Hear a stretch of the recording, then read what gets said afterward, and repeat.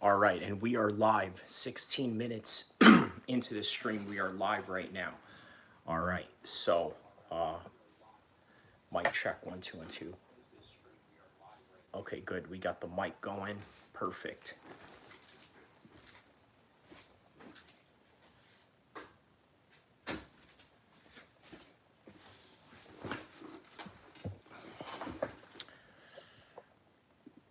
Okay, let's in 30 seconds we are going to be right on camera.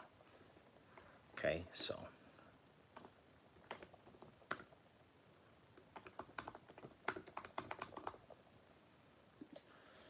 all right, in 15 seconds, 10 seconds, 9, 8, 7, 6, 5, 4, 3, 2, and 1. All right, so here we are. We are back at it once again. We're going to talk about Dana White trying to eliminate the sanctioning belts in boxing. And he only wants the ZUFFA and the Ring magazine belts to be recognized by TKO. Now, what exactly does this mean for the rest of the boxing world? Because obviously, the boxing world is up in arms about this, okay?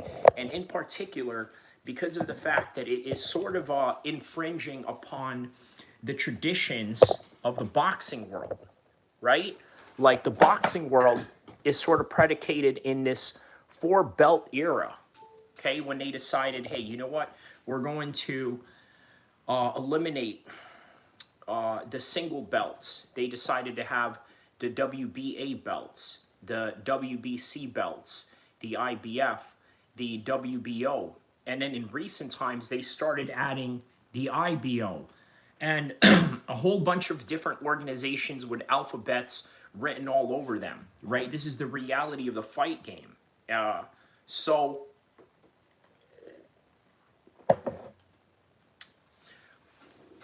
I think Dana White is naturally going to have a big pushback about this, right?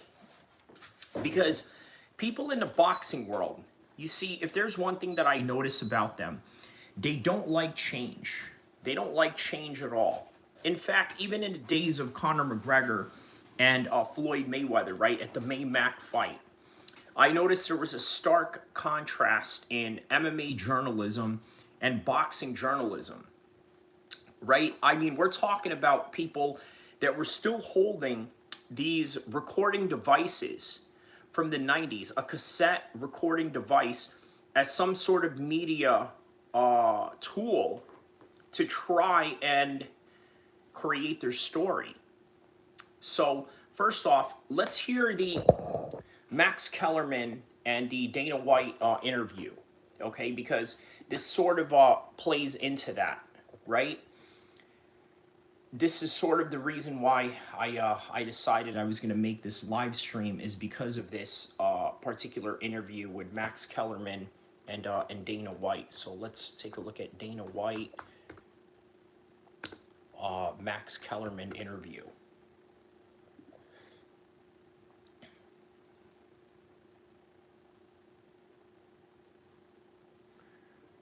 Not the, okay, this one right here. This was literally just 11 hours ago. Ariel Helwani reacts to Dana White's hypocritical interview. Okay, this is interesting. Well, all right, let's hear what Ariel Helwani had to say about this first.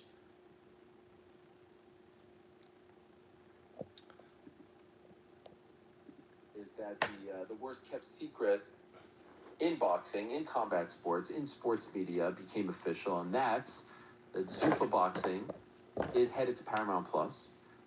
This had first been reported by Ryan Glassbeagle of Front Office Sports right after the UFC Paramount deal was announced. And today we got the official announcement. 12 shows in 2026. Terms, in terms of like the money, was not announced. They didn't officially announce the years, but Front Office Sports did announce that it's a 5-year deal, so not bad. Not as long as the UFC deal, but close, 7-5. This is for the US, Canada, and Latin America. No word on the UK. Got some questions about the UK. 12 shows, but they still have the ability for the mega shows to be on other platforms. So, like, this doesn't preclude them. If they get a mega show and they continue to talk about the 12 shows, contender series, building people up, 50-50 fights, but this wouldn't be like a Terence Crawford type of event. Those could still go on Netflix. So it's a nice little deal for them. I actually think it's really good for American boxing. I don't think it's good that every promotion is on one platform. So, all right, he says that it's good for American boxing. He's absolutely right. Because what the UK has going on with boxing, what Mexico has going on with boxing, I think is a lot more extensive than what American boxing has sort of presented itself recently. And yeah, I think Ariel Helwani is absolutely right about that one. The zone. I don't think that's good. We like the zone, it's great, but like you can't have 8 different promotions on there because it gets a little bit lost in the shuffle. So here's Paramount getting into boxing as well as MMA, of course, and let's see what the shows are. Dana White did an interview with Brian Campbell of CBS Sports. It's a California showdown. 49ers, Rams, Thursday at 7 p.m. Eastern, only on Prime. Women riders can now request women drivers with women preferences. Coming soon. Uber. Didn't give up too much information regarding how many fighters. He's talked about, 450. I don't know how you can have that many with just 12 shows. I doubt that will be the... What Ariel Helwani is referring to is the fact that they had 450 fighters that were potential prospects, right? Dana White didn't say that he was going to sign all 400 of them. He said that he was going to take a look at them and see what he can do in terms of what type of shows they can put them on, how they can promote them, or who they're willing to promote out of those pool size sample of 400 people. The final number talked about, the weight classes. Did say he's gonna have female fighters on his cards, but the details are very, very, very limited right now. Said it will start in January. Obviously, UFC deal starts in January as well. In that interview, though, there were 2 really interesting sections, I thought. The first one being, he was asked about the Ali Act, and he said, we're not changing a word of the Ali Act, we're just making it better. All right. And then he did say that... But he also did say that the Ali Act had its good intentions, but it really held the sport back. Now, what does he mean by the sport being held back? Well, a lot of the fights that you wanted to see, such as Manny Pacquiao, Floyd Mayweather, and things of that nature, you had to wait like maybe an entire decade to see them fight, right? And then, sort of fighting outside of their prime right afterwards. So, all right, let's hear more what he's talking about here. You could either choose, if you're a fighter, you could choose to fight under the Ali Act, or you could choose to fight with us under our version. Okay, now that part doesn't make a whole lot of sense to me, right? You're either fighting under the Ali Act or you're fighting under their version. What Dana White could mean by that is you're either going to fight with our contract or you're either going to fight with the contract that was already available in terms of the Ali Act, right? I mean, it's all very confusing, but at the same time, what do you expect from Dana White, who speaks in a very vague type of language, in order for you to not really understand their true intentions or their true ulterior motives in whatever it is that they're trying to accomplish? And I'm not quite sure, I'm not a politician, anyone who deals with legislation and things like that, but I'm not quite sure it works like that. I don't think you can pick and choose. That's a good point. So when Dana White said you can choose to be in the Ali Act or you can choose to be with us, I think what Dana White is trying to say in his own promoter's language is, hey, if you come with us, you can make more money, but if you come with them, maybe you have a limited ceiling. I think ultimately that is what he is trying to say. By the way, shout out to Gino Liedman. He says, where is the king of the game at? Here I am, my man. So shout out to you. Shout out to everybody around the world. Hit the like button, hit the subscribe button. We're going to get to this topic of Dana White trying to eliminate the 4 belts in boxing, trying to make wave for the era of ZUFFA and Ring Magazine. Now, he only wants to recognize the Ring Magazine, and I tell you what, from a boxing lineage perspective, I think this works, right? Because if you remember, the Ring Magazine was the original belt of world champions back in the days, right? If you remember the Apollo Creed and the Rocky saga going on, right? The Ring Magazine was a prominent aspect of that. Top of the morning. Yee, shout out to Savachi Financial on this one. My man said to me in a private message, Dana White is going to buy Nebraska, right? I fell asleep on my laptop and didn't see that until the morning. But yeah, Dana White definitely, I'm sorry, not Dana White, Turkey El-Sheikh, maybe even Dana White himself as well is going to buy Nebraska. Is that even possible? I mean, if you think about it, the Chinese are buying farmlands all across the United States, right? So if that's the case, I don't see why Turkey El-Sheikh can't buy a piece of Nebraska. I mean, look, it's probably not legal to buy an entire state, but certainly you can buy a city. You can buy Omaha, right? To a certain capacity, I think you could buy Omaha, but he can certainly buy off the cops, right? Or he can certainly buy off the chief of police and say, listen, I do not like this guy that harassed my fighter. Please fire him, get rid of him. And also, you bring out the bone saw on this officer before you fire him. But Turkey El-Sheikh, sir, we do not do that in America. It is cruel and unusual punishment for us to exhibit these types of behaviors and these types of actions. It is not within the Constitution of America, sir. I don't care. I own everything in Omaha. I own it all. Fire him, and then you bring him here. Okay, that's it. Okay, so Savachi Financial says, we, LOL, our white American ancestor colonizers, we bought California from Mexico. There you go, man. Savachi Financial says, we bought Louisiana. P's Diddy says, dude, if Dana buys a state, I'm going to laugh so hard. It wouldn't be Dana, right, that would buy the state. I think it would be Turkey El-Sheikh. Speaking of, well, hold on a second, phone call. About that, had to, oops. Okay, sorry about that, had to answer a call real quick. He says, fair. Yeah, P's Diddy, that's really what it is, right? Like, Dana White is a half billionaire, okay?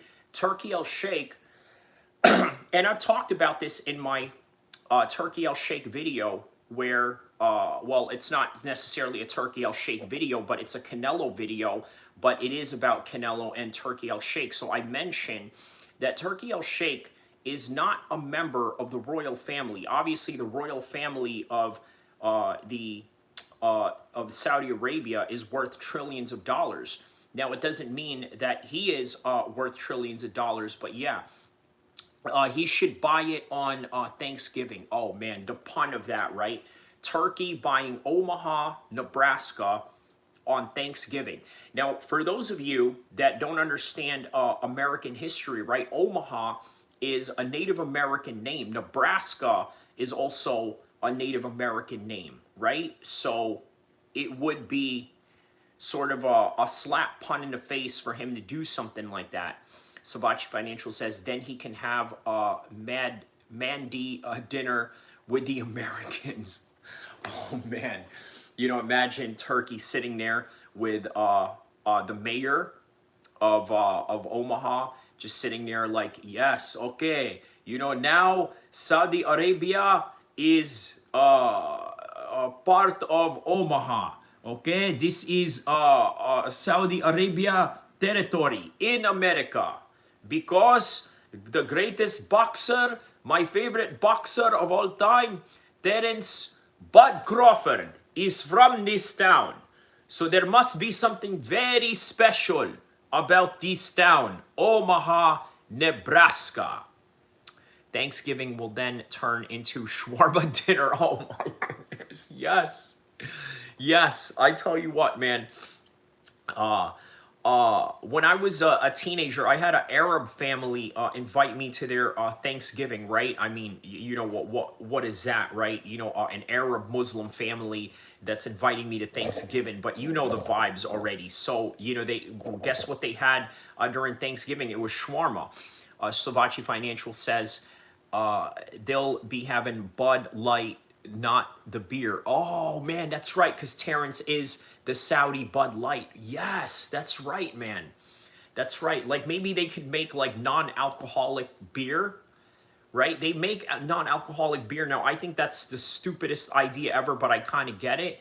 Conor McGregor has non-alcoholic drinks in Proper 12, right? For whatever that's worth. I mean, you know what? Speaking of Proper 12, right? When that thing first came out, I would see trucks pull up in gas stations, in random liquor stores across Sacramento, across California, across the United States.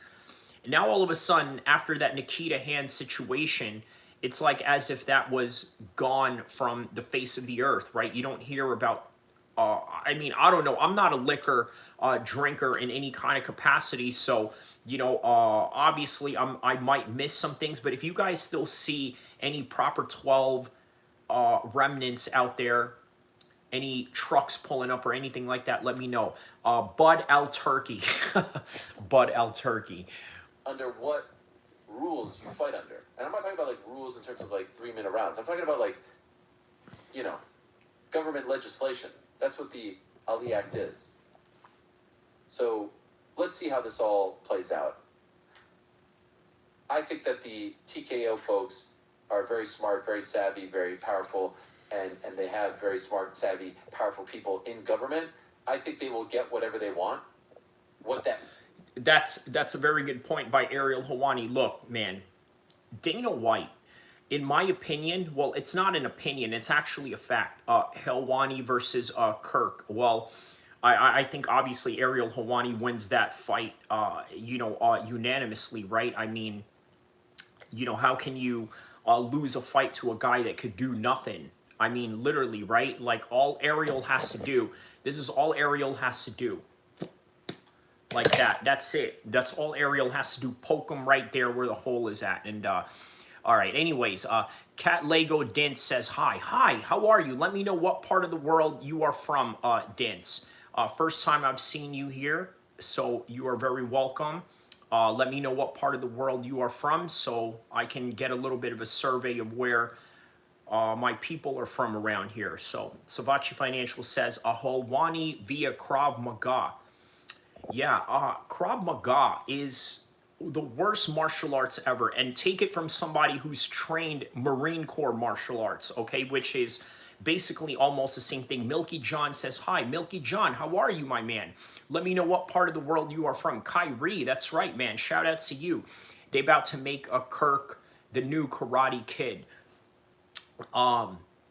So here's the thing about Krav Maga and military style fighting, right? They're not the most effective fighting ever, right? They are not, right? Marine Corps martial arts, Krav Maga, they're not effective in any kind of way. And this is why I find it really weird that a lot of armed forces members have this weird attitude that as if they think they can all fight like Tim Kennedy. Let me explain something to you guys, right?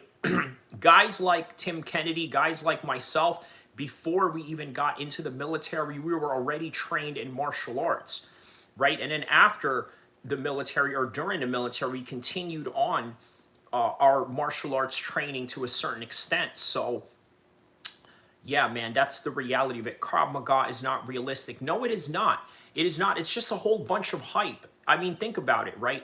Bryce Mitchell Lametoff. I like the sound of that. Bryce Mitchell Lametoff. That would be his Muslim convert name if he was to take his Shahada in Dagestan. Well, all right, now, I became a Muslim. I'm no longer a Christian, but I think being a Muslim is the best thing I ever did. Man, his accent is so strong, Bryce Mitchell, right? You know what? The only time I've ever, because I'm an East Coast guy, I'm a West Coast guy, I'm a bi-coastal you know, type of guy, right? You know, I lived on both sides of America like that, right? The shift would be insane. Yeah, in terms of Bryce Mitchell, if he was to convert, where was I going with that? Oh, okay. So the only time I've ever heard anybody with a Southern accent ever was in the military, right? LOL, Muslim Bryce. There you go, right? Muslim Bryce would be added into one of those lists of mythical fighters like Sea Level Kane or Bald-Headed McGregor or, yeah, you know, all of that, right? So, okay. So, Dana White honestly is the most powerful promoter of all time. He has the backing of Donald Trump, and that's big because Donald Trump is the sitting president. So that means he has the whole Republican Party behind him. He's got the backing of Turkey al-Sheikh.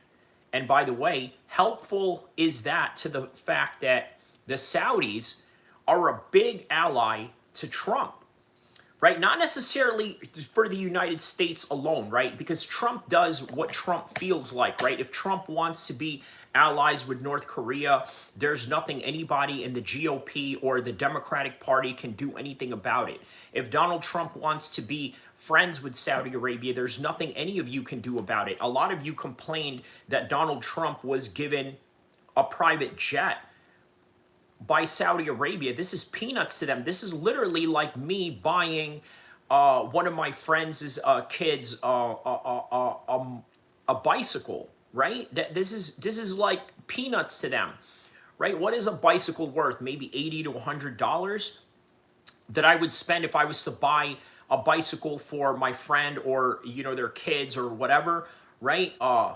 That's what it's like for the Saudis. It's literally buying a bicycle for Donald Trump. And people are mad at that. But Donald Trump does what he wants, so therefore there's a certain alliance that comes with that. If he wants to be friends with Russia, he can do that. By the way, this is the reason why Kamzat was able to come and fight in the United States, is because of Donald Trump. Now look, I'm not here to endorse Donald Trump in any kind of way. I'm not left, I'm not right, I'm not either of those things. I am a Muslim. I mean, you can label it an Islamist if you wish, but that is my political leanings, and I don't ascribe to the left or right, but I do know a lot about the left or right dynamics of American politics just based on prior education and experience and just overall interest. Obviously, I am interested in what goes on in the United States. I live here, so therefore I have a certain understanding of how these political parties sort of work with each other, right?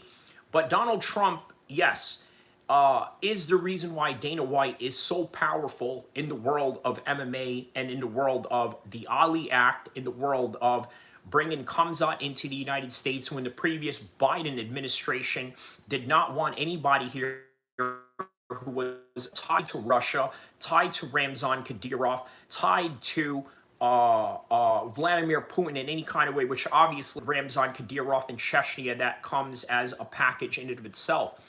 Savachi Financial says the matrix is the left and right. Yes, correct. And the top and bottom, correct. Correct. That's really what it is, right? They want people to ascribe to one of these ideas because it is simplistic. And look, here's something that I hear from a lot of Republicans, right? This is a common thing that a lot of Republicans complain about in the modern landscape of American politics. Hit the like button, guys. I'm going to explain to you that right now, okay? Right now, Israel, in all honesty, has divided the right-wing space of American politics. The left wing has been anti-Israel, right? Because they are naturally going to be perceived as the colonizers. And you know how it is, not to say that the left is any better, but anything that deals with anti-colonialism, the left is easily going to jump on it without any hesitation or without any prior investigations or understanding of the particular knowledge that they are taken in, right? That's just how the left is going to be. So it's not necessarily much kudos to them over the right, but I will say there is a divide in the right with the likes of Candace Owens, with the likes of the Hodge twins. You guys know the Hodge twins, right? The two half-black dudes that are like basically anti-black. I believe they were two former Marines as well, right? And they are right-wing commentators. But these right-wing commentators are becoming anti-Israel. And you know who pushed this whole entire agenda of anti-Israel in the right? Believe it or not, it is Andrew Tate. Think about this, right? Who's Andrew Tate's homie? His homie is the husband of Candace Owens. Think about this, right? So, of course, Candace Owens' mind is going to be influenced by her husband, who is a homie of Andrew Tate. Obviously, Candace Owens has vehemently said that she agrees with many of the points that Andrew Tate has mentioned, especially when it comes to Israel. So, I think it's safe to say Andrew Tate is much more dangerous as a Muslim figure. He's much more dangerous than Osama bin Laden.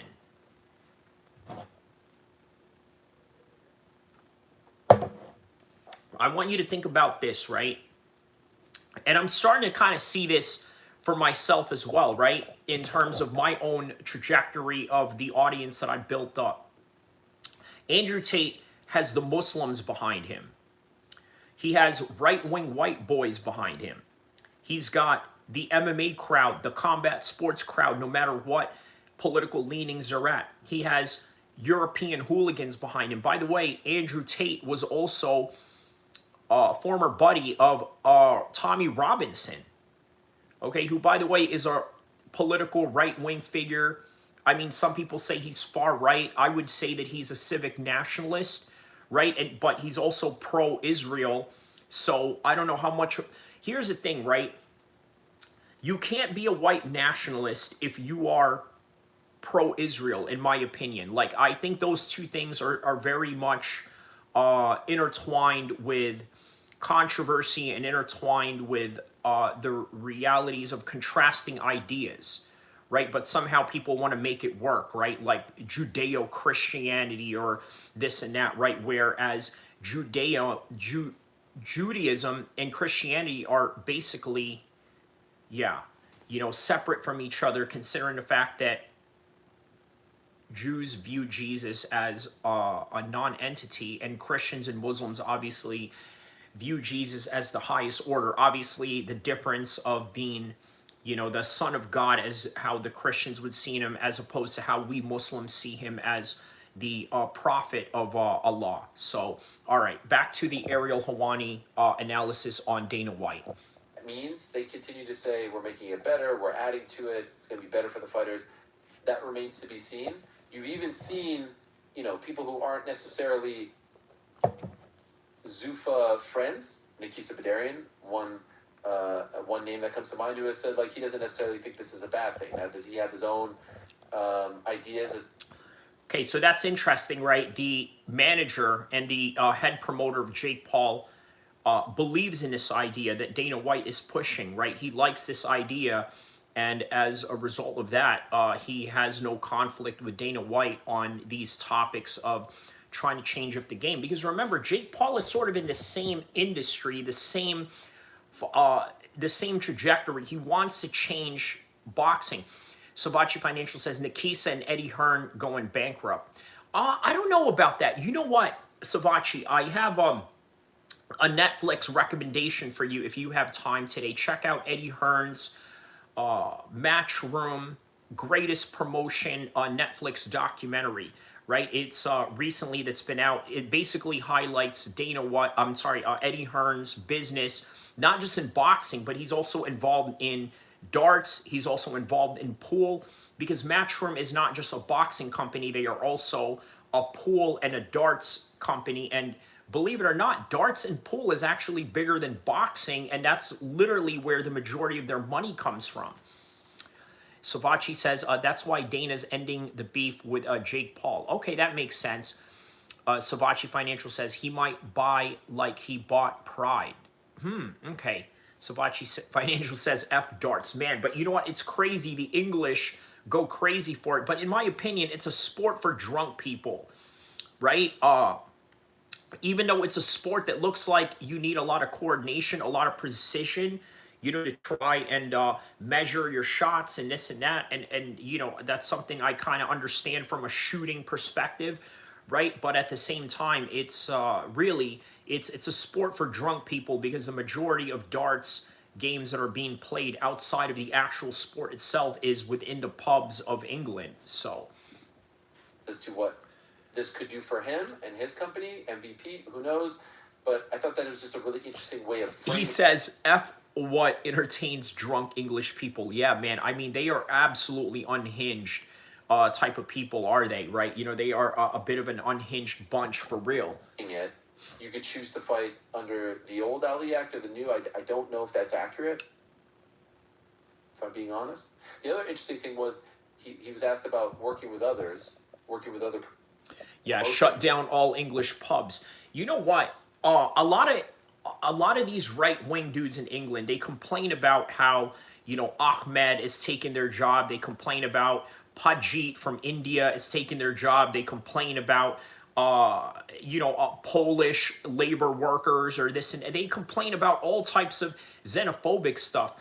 But what a lot of them don't really look at is themselves, right? Like, think about this, right? Why are you unemployed? Well, maybe because you are drunk all day, you live off of the welfare state of England. And by the way, the welfare state of England is insane, right? Like, you can literally live comfortably in England without a job. Okay, they will house you, they will give you a stipend allowance if you don't have it, and obviously healthcare is free there, but you know, that's another topic for a different sociological reasoning. Vucom Fan 420 says, what do you think of Musnad Ahmed 3788 hadith? Need your opinion. Care to elaborate on it for me a little bit? Let me know what the context is behind that. Let me know what is in that, because even though I may look like it because of my beard, I am not an Islamic scholar, so you're going to have to yeah, educate me on that if you wish, please. Thank you. And promoters. He brought up Eddie Hearn. He brought up some of the others. Didn't say them by name, but did mention Eddie Hearn. Well, I think Brian mentioned Hearn first. Point is, he said, you know, these guys, these other promotions, they don't think big. And then he did the thing that Eddie does, which is, I like Eddie Hearn, but I saw all of a sudden he switched up and he became Oscar De La Hoya. And, you know, I know he was doing it for attention and stuff like that. And it keeps feeling like we're inching closer and closer to something. There's always a preface. There's always, I like, but... And then, you know, we get into the... So what Ariel Hawani is trying to do there is dig into the relationship between Eddie Hearn and Dana White. Look, if there's one guy that Dana White likes in boxing, it is Eddie Hearn. And if there's one guy in the world of MMA that Eddie Hearn likes, it is Dana White. And by the way, he's mentioned several times in videos and interviews that he's done with Kugan Cassius and IFL that, you know what, I wish to emulate Dana White. He even mentioned, hey, you know what, I kind of look like Dana White, don't you think? I look like Dana White with hair. You know what I mean? Like saying some bizarre things like that. And then, you know, obviously some people have made comparisons saying that, you know, Eddie Hearn, you know, is like the older brother or the younger brother that looks like he has his ish together in comparison to Dana White, who looks like a complete gambling degenerate if he wasn't a billionaire. Votcom says, you want to talk ish about Westerners, I'll talk shit about your beliefs. Well, here's the thing, Volcom. Let me know what part of the world you are from. You seem very upset about what I said. I would like to know what is it about that I said that is considered talking-ish, right? Because here's the thing, right? We're going to call a spade, right? You know, I think what you're trying to do is create this tit-for-tat thing without really taking accountability. And I'm not saying this is you, because I don't know you from a can of paint. You don't have a profile picture. I don't know what you look like. I don't have a reference point to understand who you are. And that's completely okay. It doesn't mean that we're not going to engage with each other, right?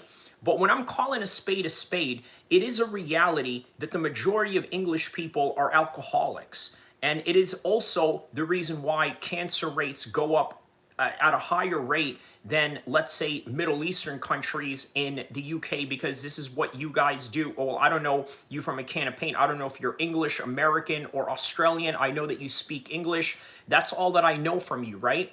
This is a very bad lifestyle to engage in, right? Just constantly drinking or this and that. And here's the thing, right? It's not something that I don't understand, that I haven't been through. I've gone through my phases like that, right? Remember, I was in the Marine Corps, right? So think about this. What was the Marine Corps birthed out of? They were birthed out of Philadelphia pub, right? Ton Tavern pub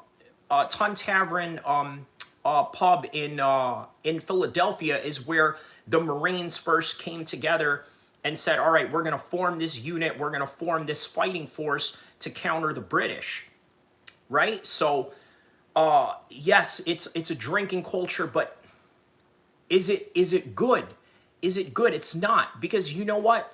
This is the problem, right? The reason why a lot of vets are homeless right now is because of the fact that they have serious drinking problems, right? They constantly emphasize drinking in the Marine Corps, right? You go to a bar or you go to, base, and you're drinking there, all your buddies, your NCOs, your squad leaders are over there encouraging you, chug, chug, chug. Yeah, you're not man enough. Why don't you chug, chug? And then they somehow correlate manhood to the reality of how much you can drink. And then it's no wonder a lot of you guys have, serious health problems. That's just really the reality of it. Savachi Financial says Eddie Hearn versus Eddie the Dean Show. This is the Dean Show. This is the Dean Show. Oh, man. Yeah, shout out to him on that. Cougs, most of them. Cougs, Chug. Oh, okay, Chug. I thought you were trying to refer to Coug and Cassius. So, yeah, Volcom.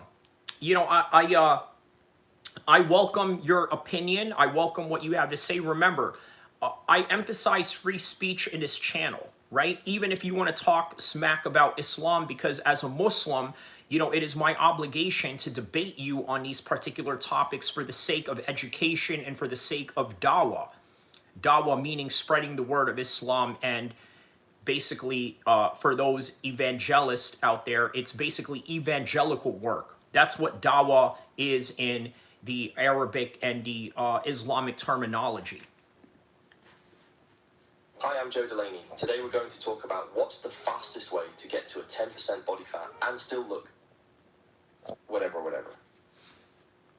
The backhanded compliment or the little dig. So I think that's definitely a story to watch. But ultimately, so Volcom, go ahead and say what it is that you want to say. Let's hear what you have to say. Let's see if you have any comeback to that, or any sort of intellectual discourse that you would like to display on that particular matter, because you know that I'm right. This is not a conducive lifestyle. And by the way, since this is a combat sports channel, let's take a look at who is dominant in the world of combat sports. It is people who look like me more than it is people that look like you. Okay, the Arthur Beterbievs of the world, the Kamzats of the world, the Islam Makhachev, and then the Ankalaev of the worlds, right? By the way, shout out to Ankalaev. He will be fighting the fake Muslim Alex Pereira this weekend. And quite frankly, I hope Ankalaev knocks out Alex Pereira, because quite frankly, I'm really sick and tired of seeing Alex Pereira parading around, as a fake Muslim. On top of that, parading around with Nina Drama looking like an idiot, right? Doing stupid things like kissing her feet, in the back of a van. All these weird things, right? Like, Alex Pereira is supposed to look like a stoic Chad, right? Somebody who is expressionless. Look, and here's another thing about that, right? The only reason why a lot of you say that, oh, Alex Pereira looks so stoic or this and that, is because the dude has no personality. Okay, the dude is shy. The dude is introverted. The dude could barely speak his own language of Portuguese, let alone string a sentence together in English, right? Nina Drama is an industry plant. 100%. I mean, look, I know that we so Nine-Stein files. I know that we use the language industry plant a lot. They use it a lot in the world of rap. When somebody blows up too quickly and the fans become, overly suspicious of the rise of this rapper or musical act, or people that are in media, people that are in anything, right? So the industry plant is overused, but in this case of Nina Drama, she is the literal description and definition of an industry plant, simply because of the fact that Nina Drama is in this situation where she was put by the UFC to interact with these fighters. She doesn't really have any hot takes in MMA, doesn't really break down fights or technique in any kind of way, unless, of course, she's put in a situation where she does play sparring with Sean Strickland or play sparring with the other female fighters or other male fighters that she's involved with, in which, by the way, they just all look like a bunch of clowns, and they make them all look like clowns. Like, look, if you're Craig Jones and you're doing content with Nina Drama, that works, because Craig Jones, for whatever he is and however he acts, I may not like it. Look, I don't like this whole thing where a tough guy, a legitimate tough guy, acts GAY. That is not my thing. Like, if you're a tough guy, act like a tough guy and carry yourself like one. Okay, that's just the culture that I come from. I don't come from this culture of, trying to mingle or trying to, make it seem like, a professional killer is some sort of like approachable character or this and that. I'm not with all that. I'm not with the comedy side of MMA. I think comedy and MMA are the dumbest combinations ever. And then you have all these comedians out here basically trying to do MMA content now. And to me, that's just, it doesn't work. It doesn't work. Unless, of course, you're Brendan Schaub. It's a little bit different. Brendan Schaub was a real fighter who's a fake comedian. You understand? Let me say that again. Brendan Schaub was a real and is a real fighter, okay, for what that's worth, but is a fake comedian. So that is the reason why we in the MMA world accept his comedy, even though he sucks at it. We give him grace, being the fact that he is from this community. And that's primarily the only reason why we watch any of his content or his comedy specials. Gringo Poppy was rough. Yeah, that was horrible. Nina is the Jeffrey Epstein of the UFC. Yeah, P's Diddy. Gringo Poppy, yeah, that was horrible, right? I mean, what was the premise of Brendan Schaub trying to make a joke about that he's married to a Mexican woman and that, everyone in her Mexican family looks at him as a white boy or this and that? I mean, I don't know. I guess it would be funny if it was someone else, if there was a different delivery behind it. But Brendan Schaub is not a comedian. Okay, he got put on by Joe Rogan, and being the fact that he's a former fighter, it is the only reason why people like us, fight fans and people who have fought in the game or people that are involved in the game, give him any support in that field. But people in that field of comedy say that he's not exactly one of the best guys out there. Neither is Joe Rogan. Joe Rogan is not exactly the best comedian, but what Joe Rogan has is social intelligence. Exactly, P's Diddy says. Yes. This, I think, is very good for them. I think it's good for boxing in the United States. I mean, if you look at Top Rank still doesn't have a deal. Golden Boy has their DAZN deal. MVP has their deal with DAZN and the big events on Netflix. Let's see what happens to them in 2026. They obviously have the women's league that they're building as well with all the women's fighters. There needs to be other places. ESPN is out of the business. There continues to be talk of maybe WBD, maybe TNT, maybe HBO Max, but other places showing combat sports, and in this case boxing, I think is good. I think it's good for business, good for the sport. So finally, after all these years, 2017, talking about ZUFFA boxing, here we are, end of 2025. It is real, and we'll see what it translates into. Dana did do an interview with 60 Minutes recently, and the story aired last night. At the beginning of the story, I want to talk about this real quickly. At the beginning of the the piece. So you guys have seen 60 Minutes, I'm assuming, in some way, shape, or form. I mean, it's one of the longest running news magazine shows in American broadcasting history. It's well respected. It usually starts off like this. When Ariel Helwani says it's well respected, what he means is that they are legacy media, right? Whenever someone says the most trusted name in news, it means that you are a big propaganda machine, and that's really all there is to it. Tonight on that was pretty good, right? Yeah, it's class.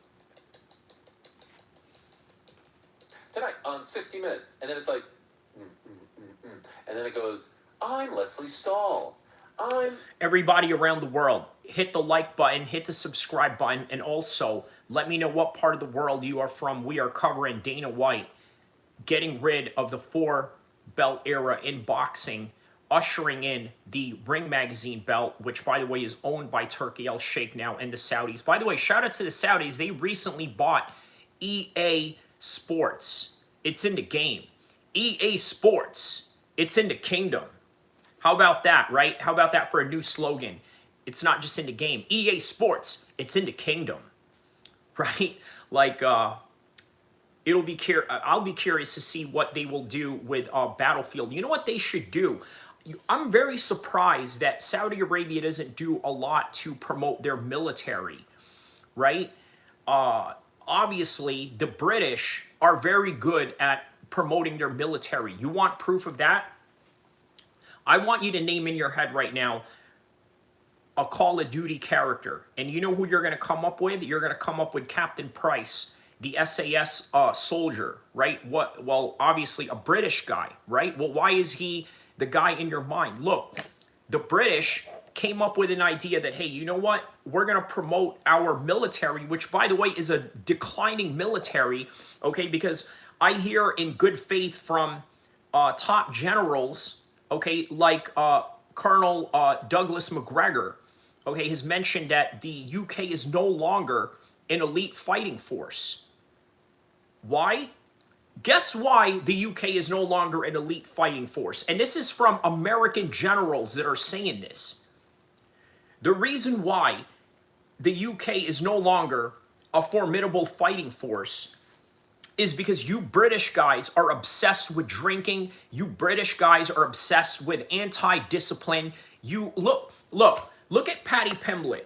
This is a great example of the majority of British men. And this guy is a professional athlete, okay? Paddy the Baddy is a complete badass, okay? No doubt about it. But he is the quintessential example of what most British men are. They like to get drunk. He said something to the effect of, mate, I don't know why, I need to have six-pack 365 days a year. I don't need this, blood. Nobody's happy when they're having six-pack all the time. What do you mean? What do you mean you're not happy having a six-pack all 365 days a year? Because he wants to be, a lazy, undisciplined turd. That's really what he wants to be. And that's the majority of English guys. They thrive on the fact that, oh, I could outdrink the next guy. I can be fatter than the next guy. I can eat more than the next guy. I mean, it's 9090 says, if Saudi makes themselves look like the good guys in Call of Duty game like USA does, no one is going to play it. You would be surprised. You would be surprised, okay? Because all you need is a little bit of money, a little bit of influence, and just like that, you can shift the direction of how people are going to look at you. Look, in 2001, a lot of Americans were very upset at the Arab world, right? I've heard people say, oh, I'm going to boycott Aladdin, right? Saying something as ridiculous as that. I'm going to boycott Aladdin or I'm going to boycott the Iron Sheik, even though the Iron Sheik is an Iranian and they had nothing to do with 9/11. Well, lo and behold, you now live in an era where it's cool to be Muslim. Okay, it is cool to be in the presence of Turkey El-Sheikh. It is cool to be with the Dagestanis, the Chechens, who are dominating not just MMA, but boxing as well.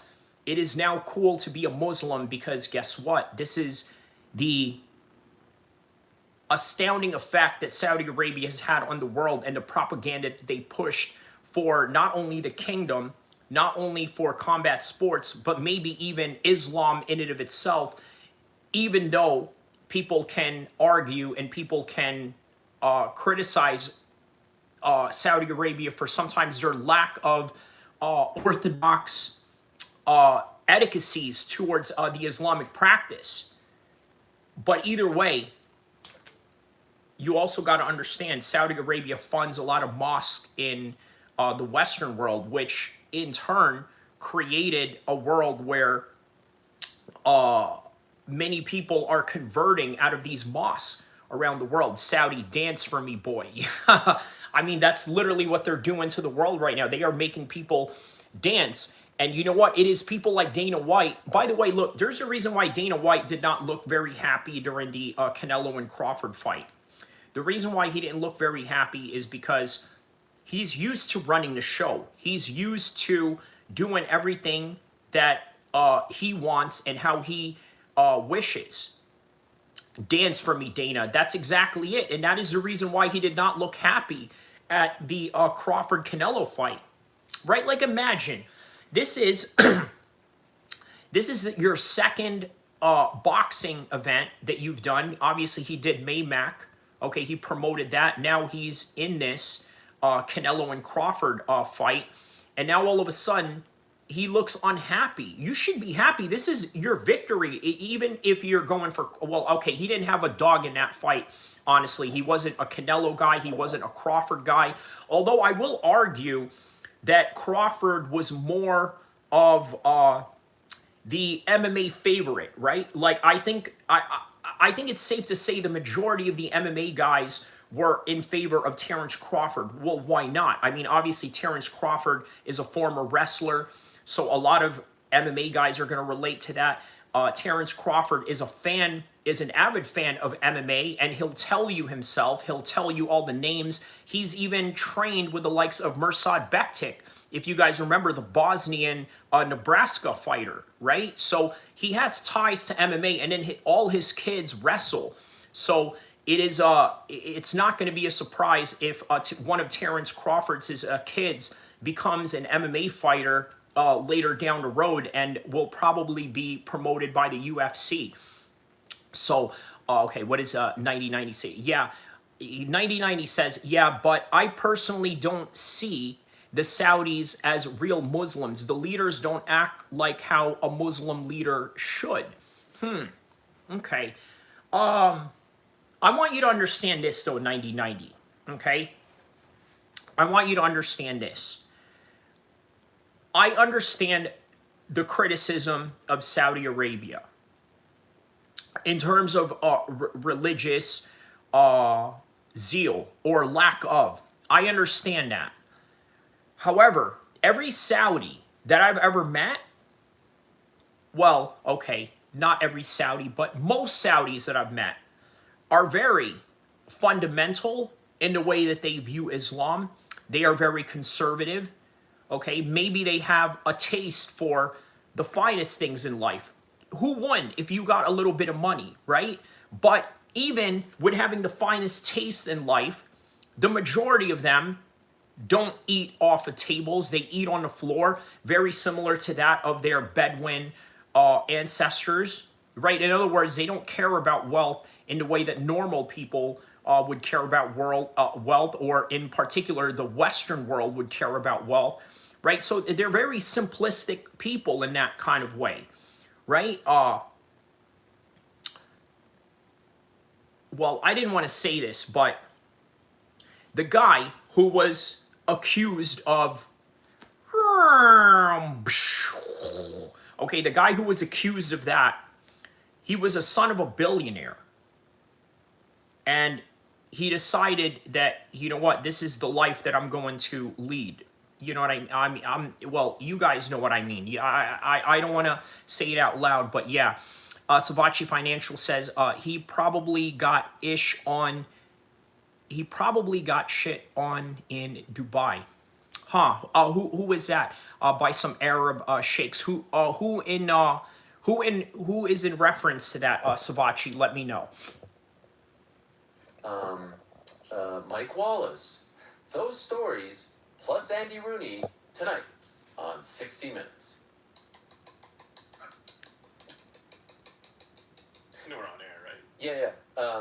I always used to love the Andy Rooney bits where he's like, Garrett! Notification says, welcome, viewers. That's your name, notifications? That's interesting, man. All right. Notice when you're in a bookstore, and he was just an absolute legend. Anyway, they did a story. This was John Wertheim. John Wertheim was the correspondent who I have tremendous respect for, longtime Sports Illustrated writer, also a tennis pundit as well. He's the sports guy. He did the story, and at the very beginning, when they're sitting on the chair, and it's the black room, and they've got the little magazine book open thing, and it's a very nice, it's iconic. He says that they had been working on this story for quite some time. I know that to be true. So this wasn't necessarily like, hey, we just signed the UFC to this big deal. Paramount owns CBS, Skydance, all this thing. Like, let's do a story on Dana White. No, it is true that they had been looking at him and considering doing a feature on him long before all this. That is true. Now, it does air, and the interview was conducted post Paramount deal. So their intentions prior and their intentions afterwards could very well have changed. 13 or so minute piece, that's kind of how long these pieces are. And I've seen some people call it fluff. I've seen some people call it, just a puff piece, whatever you want to call it, softballs.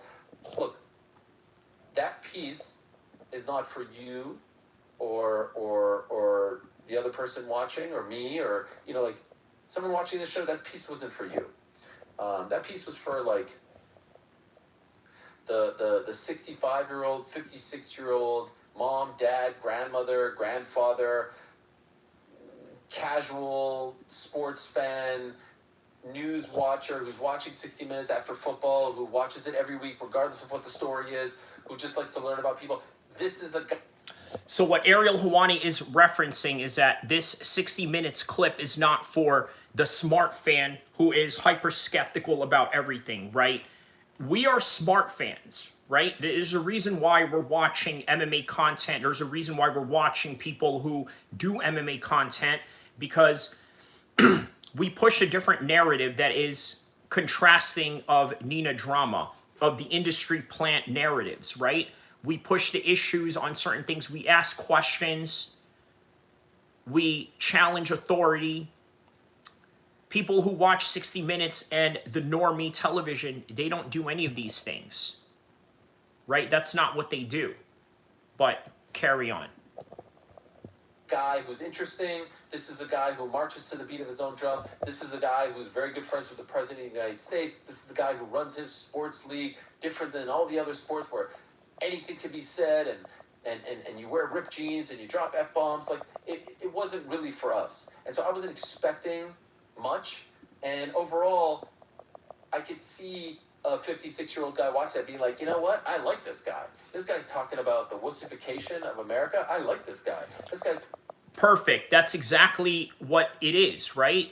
It is for the fans that are the normies. That's really the best way to put it, right? It is for the normies and nobody else, not for the smart fans, not for the people that know everything about, know everything about everything. It's really what it is. Okay, let's go back to talking about toxic masculinity not really being a thing. I like this guy. I like the way he conducts himself. I like what he believes in. And, it's a bit of the Trump backstory, and he says, Biden would be invited or Obama would be invited, and Obama congratulated him on his success at the inauguration. Like, it was just all there. Did they go deep into controversies? No. Did they go deep into transgressions? No. Did I expect that? No. Did ask about fighter pay, and Dana did the thing like, can I sit here right now and tell you it's going to go up ×2 because our rights deal went up ×2? No. Again, the rights deal came out now. It's been at least a month and a half. I'm going to read to you the comments that I posted on Facebook and on the community section regarding this particular topic, okay? So here it goes, right here. Okay, so I wrote, all my boxing heads, breaking news. Dana White announced he will not recognize the other sanctioning belts except for the Ring Magazine belt, adding more insult to injury. He will make every weight class fight for the ZUFFA belt. Thoughts and opinions for Dana White turning boxing into a UFC sanctioning function. And Jamie Contreras says, not watching any of those. Not that he needs me to watch. Just think it's just a personal goal for himself, not something he wants for the sport. Okay, so that's a very good analysis right there. Obviously, it is not necessarily for the good of the entire sport, but rather just for the good of TKO and Dana White himself. Jamie says, might if he signs a big name in boxing, but doubt it. Not gonna want to pay them. Okay, so that's interesting. Okay, so Nas Castro, shout out to him. You probably guys seen him on here. He goes by the name of TKO. He says, do you reckon it's because of the House of Saud are attracting more fighters to go under that Sheikh Turki bin Al Saud? I don't know his full name. By the way, he's not Saud, by the way, and I emphasize this in my Turki Al Sheikh Canelo video. I sort of tell you his backstory on that one. As they get more money and more fights on the card for us to enjoy, the Saudis kind of rattled their snake panicking. In my opinion. TJ Peterson, shout out to TJ Peterson, Marine buddy of mine. Boxing needs more structure. I would love to see two of the best fighting in their actual prime. Okay, and that's a good point, right? That is in reference to Manny Pacquiao. Okay, that is obviously a reference to Manny Pacquiao and Floyd Mayweather, right? They were supposed to fight way earlier than they should, and they never got a chance to do it. So, okay. He says, one good thing about MMA is that you don't have the alphabet soup sanctioning bodies. Okay, so that's also a very good point on that one. So, okay. Let's get to my community section, right? Before we go back to the Ariel Helwani reaction. I'm going to get to my my community section area right here. And because I wrote the same thing. I basically copy and pasted. So, okay. So far, we got 50-50 on this one right here, right? Is it a good idea or bad idea? So people are 50-50 on this. Let's take a look at the comments that I've gotten out of this. He says, well, all known a unification authority. We've all known a unification authority is long overdue. Okay, so he says a unification authority. That's sort of what they are, right? The WBC, WBO, all of that. Drizzy Goat says, good idea. Let's go change. It's good. So the only thing that anybody would necessarily push back on this particular issue is the fact that there's a fighter pay that could be jeopardized in this, right? That's the only thing that people are vehemently worried about. But all right, let's get back to Ariel Helwani on this one. I would like to think he has some sort of idea, and I know for a fact that some of the champions, because they're starting to build these cards, like January is approaching, that they've made some amendments to the deal, especially when it comes to champions who get pay-per-view points. So he does know. He does know. He's playing coy, and that's fine. He doesn't have to tell us right now, and he may never tell us. It'll be up to the fighters to tell us, or their managers to tell us. You know, and it's the classic scenes of him gambling and being down $700K and being down 1.2 million and then getting it up. And I see people saying, you know, how could you do that while you're, you know, not paying your fighters enough? But that's his personal money. Like, he could do it. Like, Dana White doesn't pay. You know, that's a good point, right? A lot of people sort of gave Dana White flack for, quote unquote, not giving his fighters money while gambling $200,000 away, $1 million away, giving $200,000 to the Nelk boys for their birthday. Ariel is right about that, right? It is his money. He can do what he wish. And yeah, I think that's a bit of that's a bit of a stretch to sort of throw that at Dana White, right? Like, he does what he does with his personal money, and whatever fighter pay issues that are going on, I don't know if that's necessarily his fault, or his ultimate decision. Fighters out of his Dana White bank account. So ultimately, that's a larger, at this point, TKO discussion. But there were two things that I thought were really interesting, and just kind of speaks to the walking contradiction that he is, and some might say hypocrite. I might be one of those people. He loves to talk about freedom of speech, and he'll say freedom of speech is very important here, and then he'll say the most important type of speech to protect is hate speech. Now, why is that? Why is hate speech the most important? That I don't quite understand. Why is it more important to protect hate speech than just speech in general? I'll tell you why, Ariel. The reason why he wants to protect hate speech is because it's controversial, and not only that, it makes money and it compels people to come watch the fights. So the more hate speech that is involved in fights. Now, of course, there are some limits, right? Like if you say certain things that are derogatory towards a certain race, or let's say if you say something that sort of denies a certain historical event, right? Like, WW2 or something to that extent, then yeah, that I could understand as sort of a red line. But let's say if you're talking about how, I don't know, what is off limits nowadays, right? But I guess the more controversy that it brings, the more money that it brings, I think is really the best way to put it. All kinds of speech. And then the obvious follow-up, which I wish was asked in the piece, if I'm being honest, maybe it was and it was cut out, is if freedom of speech is so important and freedom of hate speech is so important. Shout out to Kurt Cobain. Hello, hello, how low? Hello, hello, how low? Nice beard, dude. Yeah, man. Well, nice screen name, man. Kurt Cobain. All right, man. I'm assuming you are a Nirvana fan. Let me know what part of the world you are from. I'm going to assume Seattle, but if you're anywhere else but Seattle or anywhere else in the West Coast or outside of the West Coast, let me know, my man. Then why isn't freedom of press important as well? Because as we know, and let's not even talk about myself, long before I came on the scene, there were issues between, Dana White and the press. And of course, my situation is probably the most notable one. But why? When you say that you're in Seattle, do you mean you as in Kurt Cobain or you as in who you are in real life?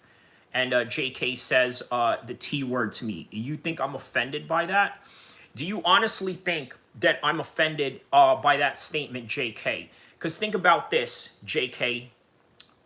If you and me were to meet in a dark alley, you better believe that you would absolutely be pulverized to the point of no return.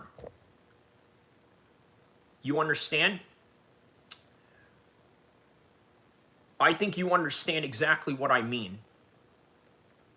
Okay? Don't you ever think that insulting me is a freebie. So you are.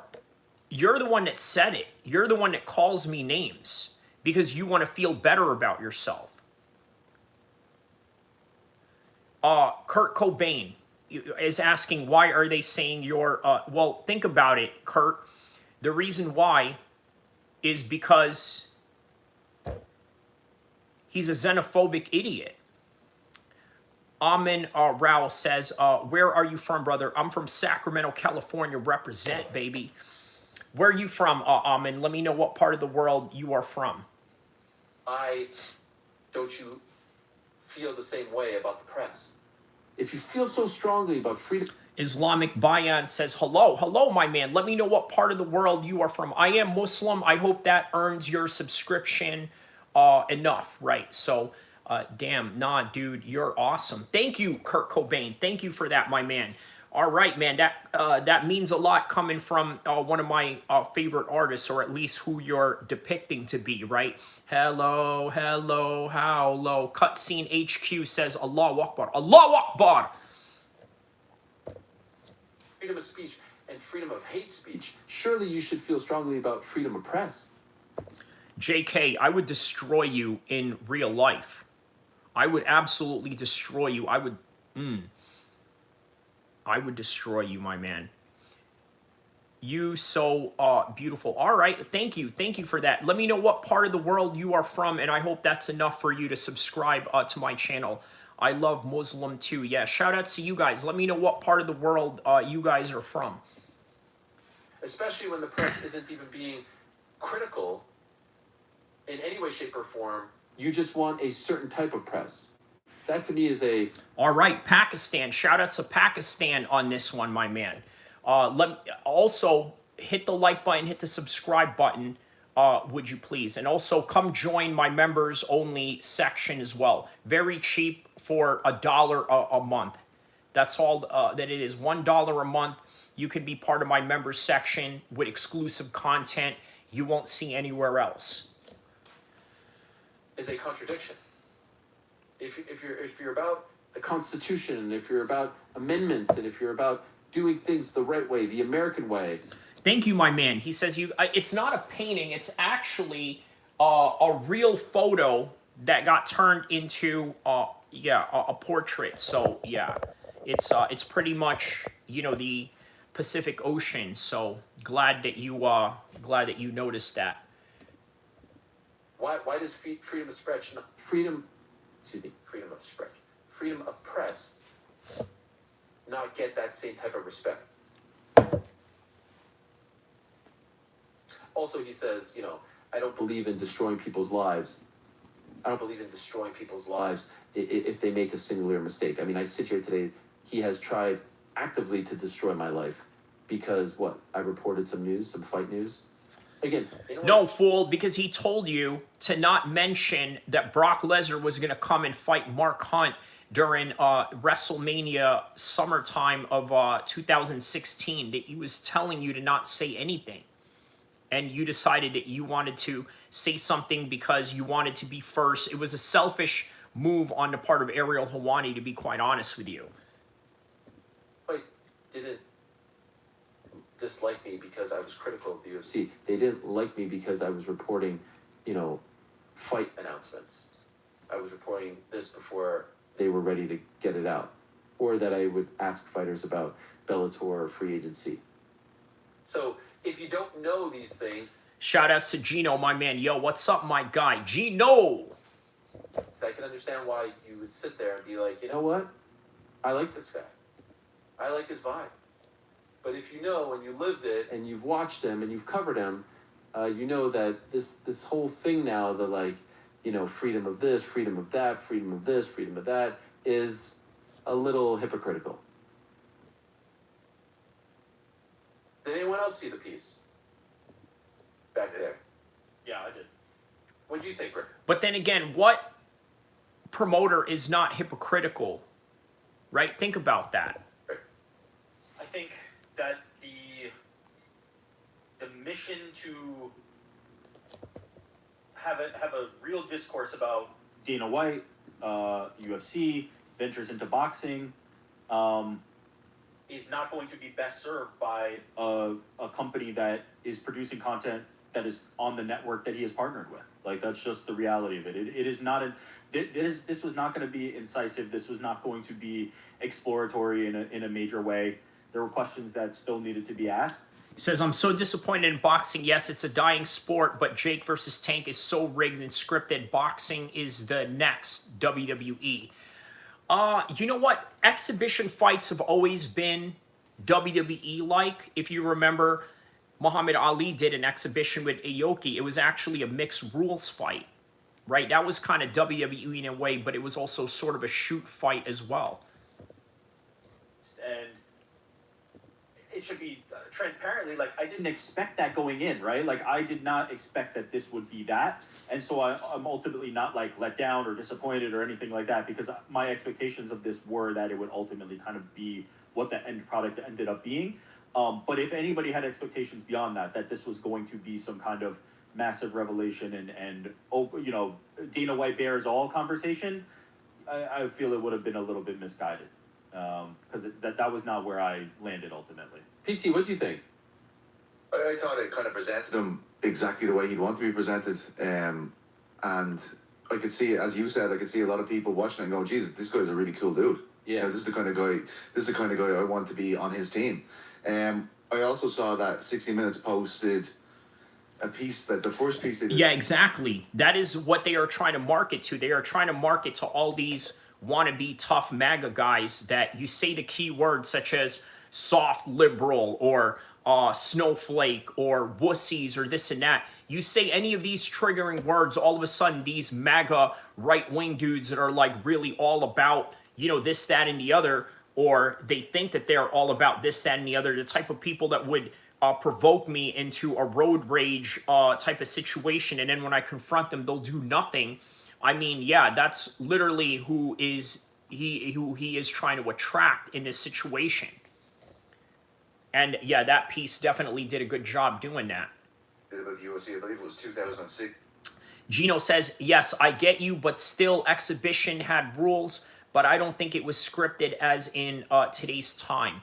You know what? It depends. You know what? Okay. You know the Apollo Creed and the what was that fight? The Apollo Creed and the Ivan Drago fight. That was, at least in that fictional world, was considered an exhibition, but then it ended up looking like a real fight to the demise of Apollo Creed. So a little fun fact on that. 2007, and I know we say it all the time on this show, and people often forget we do, but it is crazy seeing how far this company has come. I believe on the first segment with 60 Minutes, he was asked, you know, you bought this company for $2 million with the Fertittas. How much is it worth now? And he's like, oh, I don't know. And they're like, 100 million. He's like, maybe. And to see like the TV deals are selling for 7.7 billion now. His status as a guy who's to the right hand of the president of the United States. It's pretty astronomical what they've done, but there it is, right hand of the United States. And I've said earlier on in this live stream that Dana White is the most powerful fight promoter in the world, if not ever, right? He has the connections with the Saudis, has the connection with Trump. And if you want to hear a little bit more on that, rewind back to the very beginning to sort of get the full emphasis of that matter. all in all, I agree with you and Rick. I think this is exactly how we would have want to be presented, and I wonder how different it is based on your note at the start of the show and their note at the top of the segment about how long they're pursuing this. I wonder how different it might have been had this deal not been in place. GC, you see it? Oh yeah, I saw it because my dad texted me about it. There it is. Dad was watching it. That's the power of CBS right there. To me, it as someone that sees all the press conferences, that sees pretty much any interviews that he does, it was nothing new for like a diehard fan of the sport. It was the same questions. Do you think the fighters are paid fairly? Hey everybody, hit the like button, hit the subscribe button. Also, drop some super chats as well. Tell us about the White House card. Tell us about this deal. It felt like things that he's been asked in some way, shape, or form in different settings before this. Yeah, and again, it wasn't for us. I think very calculated, like that little moment at the beginning, like ask me whatever you want, you know. Like, these things are they're very calculated. Is Fighter Pay gonna double? And sleep all the way down, all the way down. 5. While your dreams begin to collect dust. JD says, what's up? What's good, Kyrie? Haven't been in your live in a minute. Hope all is well. Man, you are more than welcome here anytime, my man. Thank you for coming through and tapping into the live. Hope you are enjoying the show. I'm very glad that you are here. Shout out to you, everybody. Everybody give a warm welcome to JD. Shout out to you, my man. It's gonna be good. Yeah, it's gonna be good. Answers TBD. Can I ask you something, GC? Yes. What? No, GC. Oh, GC.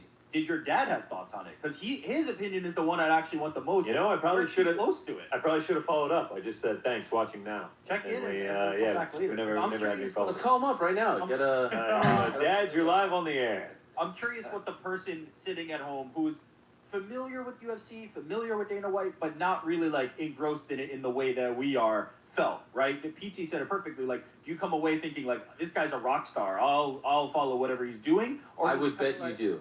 Yeah, I'm curious. The one word that comes to mind: loyal. You're a bully? Yeah, I could live with that because I want to win. Like, if you know nothing about this guy, what was that, PT? He seemed quite happy. He was happy. Yeah. As happy with the loyalty line as he was with the bully line. He's like, yes, correct. That is also what You know nothing about him. You walk away from that being like, This guy is and again, the same story that we've heard for 15 or so years, the antithesis of Roger Goodell, the antithesis of Adam Silver or Gary Bettman or... Dana White is neither of those things, in my humble opinion, right? Dana White is a fringe version of a Roger Goodell or David Stern or any of these commissioners, right? He is sort of a rogue figure, and it is a reason why he gets along with the likes of Donald Trump and the Saudis. Even like your typical sports owner, you know, he's just... He even said the in rebel. the piece, he was like, the deal that I There had you would go. make I Roger just said Goodell it. or Adam Silver jealous. Also, not for nothing, them following him into the casino, and like when they show up, So they good. got the whiskey and the cigars ready to go, and then he goes down 1.2 mil, and then he ends up 700K, and he walks away with bands of cash. Yeah, it's hard to not think someone is cool when they're able to do that. Ultimately, you can ask yourself, like, hey, now that you're in business, maybe 60 Minutes shouldn't do this story. But the flip side of that is, no, now you're in business, now you want to be in the business of telling the Dana White story, right? Now it actually makes a lot more sense. Sort of like the type of quote-unquote journalism that ESPN wanted to do when they were in business with ESPN. And that's just the way, like, society is. This is nothing new. When a sports entity signs up to this type of deal with an outlet, with a broadcasting giant, it is now in their best interest to shine a light and to shine a positive light. This is not a unique UFC phenomenon. Okay, so that's a very good point that Ariel had brought up there, right? It is not a unique UFC phenomenon to do this, right? Now, the reason why many people are sort of making a big deal out of it is because people are just highly suspicious of the powers that the UFC has. Okay, now, a lot of people complain about fighter pay, but the reality is nobody really does anything about fighter pay. A lot of people complain about, how Dana White structures the UFC, but in reality, people still come and watch the UFC in droves every week, right? So, yeah, I just think that when you are hyper skeptical of power, it is easy for you to criticize these things while not understanding that other sports entities and other people who have PR firms for their company do the same thing. Savachi Financial says, Hilwani think he's the Tucker Carlson of MMA uncovering the truth. Yeah, you know what? That's a very good point, Savachi, right? He really believes that he has this groundbreaking narrative about the UFC. Oh, fighter pay. Oh, Dana White. Oh, poor me. You know, he clamps down on freedom of speech or this and that, right? Look, you want to talk about freedom of speech. Do you think they just let any journalist come into an NFL press conference? How about the US Open in tennis? Do you think that if you had a tennis channel with 100 subscribers, do you think that they'll just let you in there? Maybe they would if you speak a certain narrative, right? He's like Dan Rather. You know what?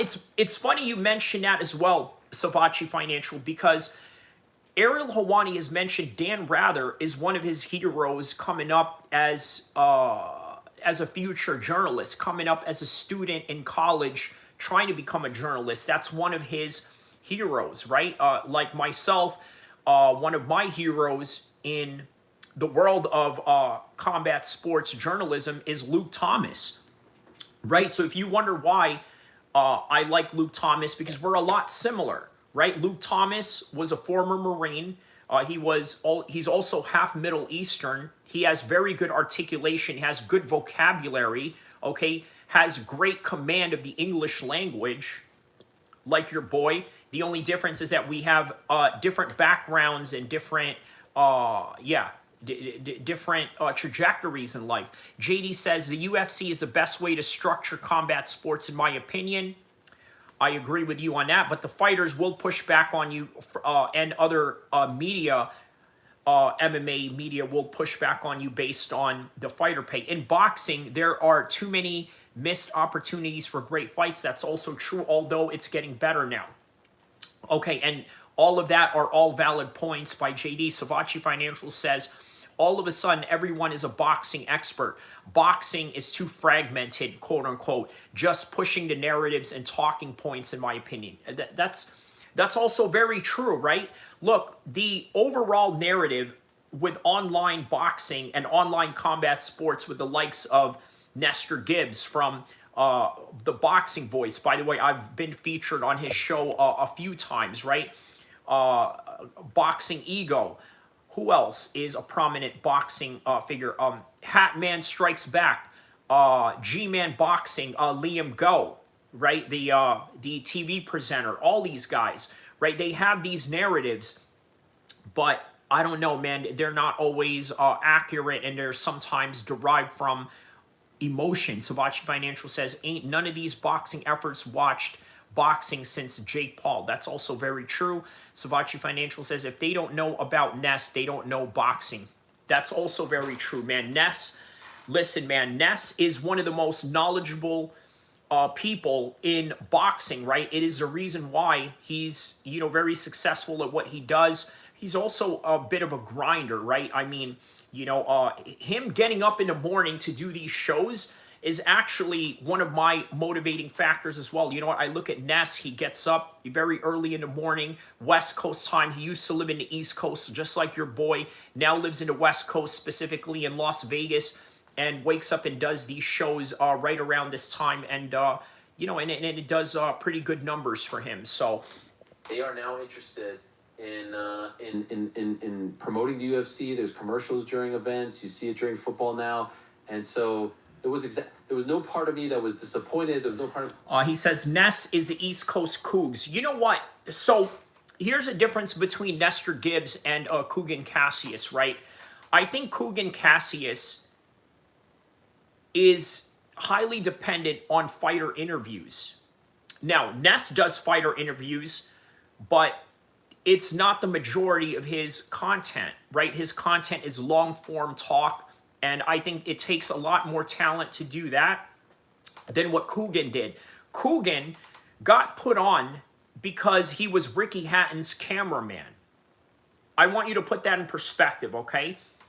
Kugan Cassius was no more than a cameraman for Ricky Hatton. And then when Ricky Hatton left boxing, Kugan Cassius had to do something, and that is how he opened IFL Ness versus Cougs. In a boxing match, I'd probably go with Ness. I've seen Ness box before. I don't know if Kugan, you know, trains at all. I'm sure he does. He's been around plenty of boxers. I'm sure he's laced up the gloves a few times, you know, to hit the pad, hit, you know, the bags, maybe do a little sparring, maybe do a little road work here and there, but not to the level of Ness, right? I think Ness actually does train as well. Ness has, you know, some pretty decent skills. So Dana was a manager, LOL. Yeah, he was. He used to be the manager of Tito Ortiz and Chuck Liddell. Everyone starts somewhere. There you go. That's right. I mean, that I was like, damn, I wish they would have... Rick Ross was a CEO. Well, that one is a little bit more unusual, right? He sort of created a different, you know, a different narrative to the world of combat. I'm sorry, to the world of rap, right? I mean, he's a law enforcement. Look, there's a lot of rappers that are former military, right? That's one thing, right? Nate Dogg was a former Marine, and I know this because I remember sitting at the recruiter's office. They told me, hey, did you know that Shaggy, you know, it wasn't me, the guy who sung the song, it wasn't me. You know, he was a former Marine. Did you know that Nate Dogg was a former Marine? Did you know that Gene Hackman was a former Marine? DJ Vlad is a Fed. That is what's speculated. I don't know if that is true, though. would have asked this or that. It's just when you sit there and hear him talk, the freedom of hate speech is just such a funny thing. Like, why is it more important to protect freedom of hate speech? Why is this such a big... The reason why, Ariel Hawani, it's more important to protect freedom of hate speech is because of the fact that it is controversial and it makes money, and that's really the reality and bottom line about it. That's really what it is. It makes more money, right? The hate speech that Colby has put on, did it make the Usman fight bigger? Yes. The hate speech that Conor McGregor put on Khabib, did it make the fight bigger? Yes. It makes fights bigger. Look, I remember I did a kickboxing fight, right?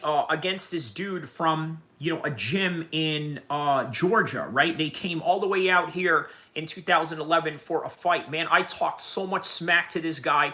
I mean, I don't even want to repeat half of the things that I said, but if you know who I was back in 2011 and the type of political trajectory that I was on, you would kind of understand some of the things that I said. I called him a pig. I called him all types of things, and that's not even just, that's surface level of the things that I'm telling you, right?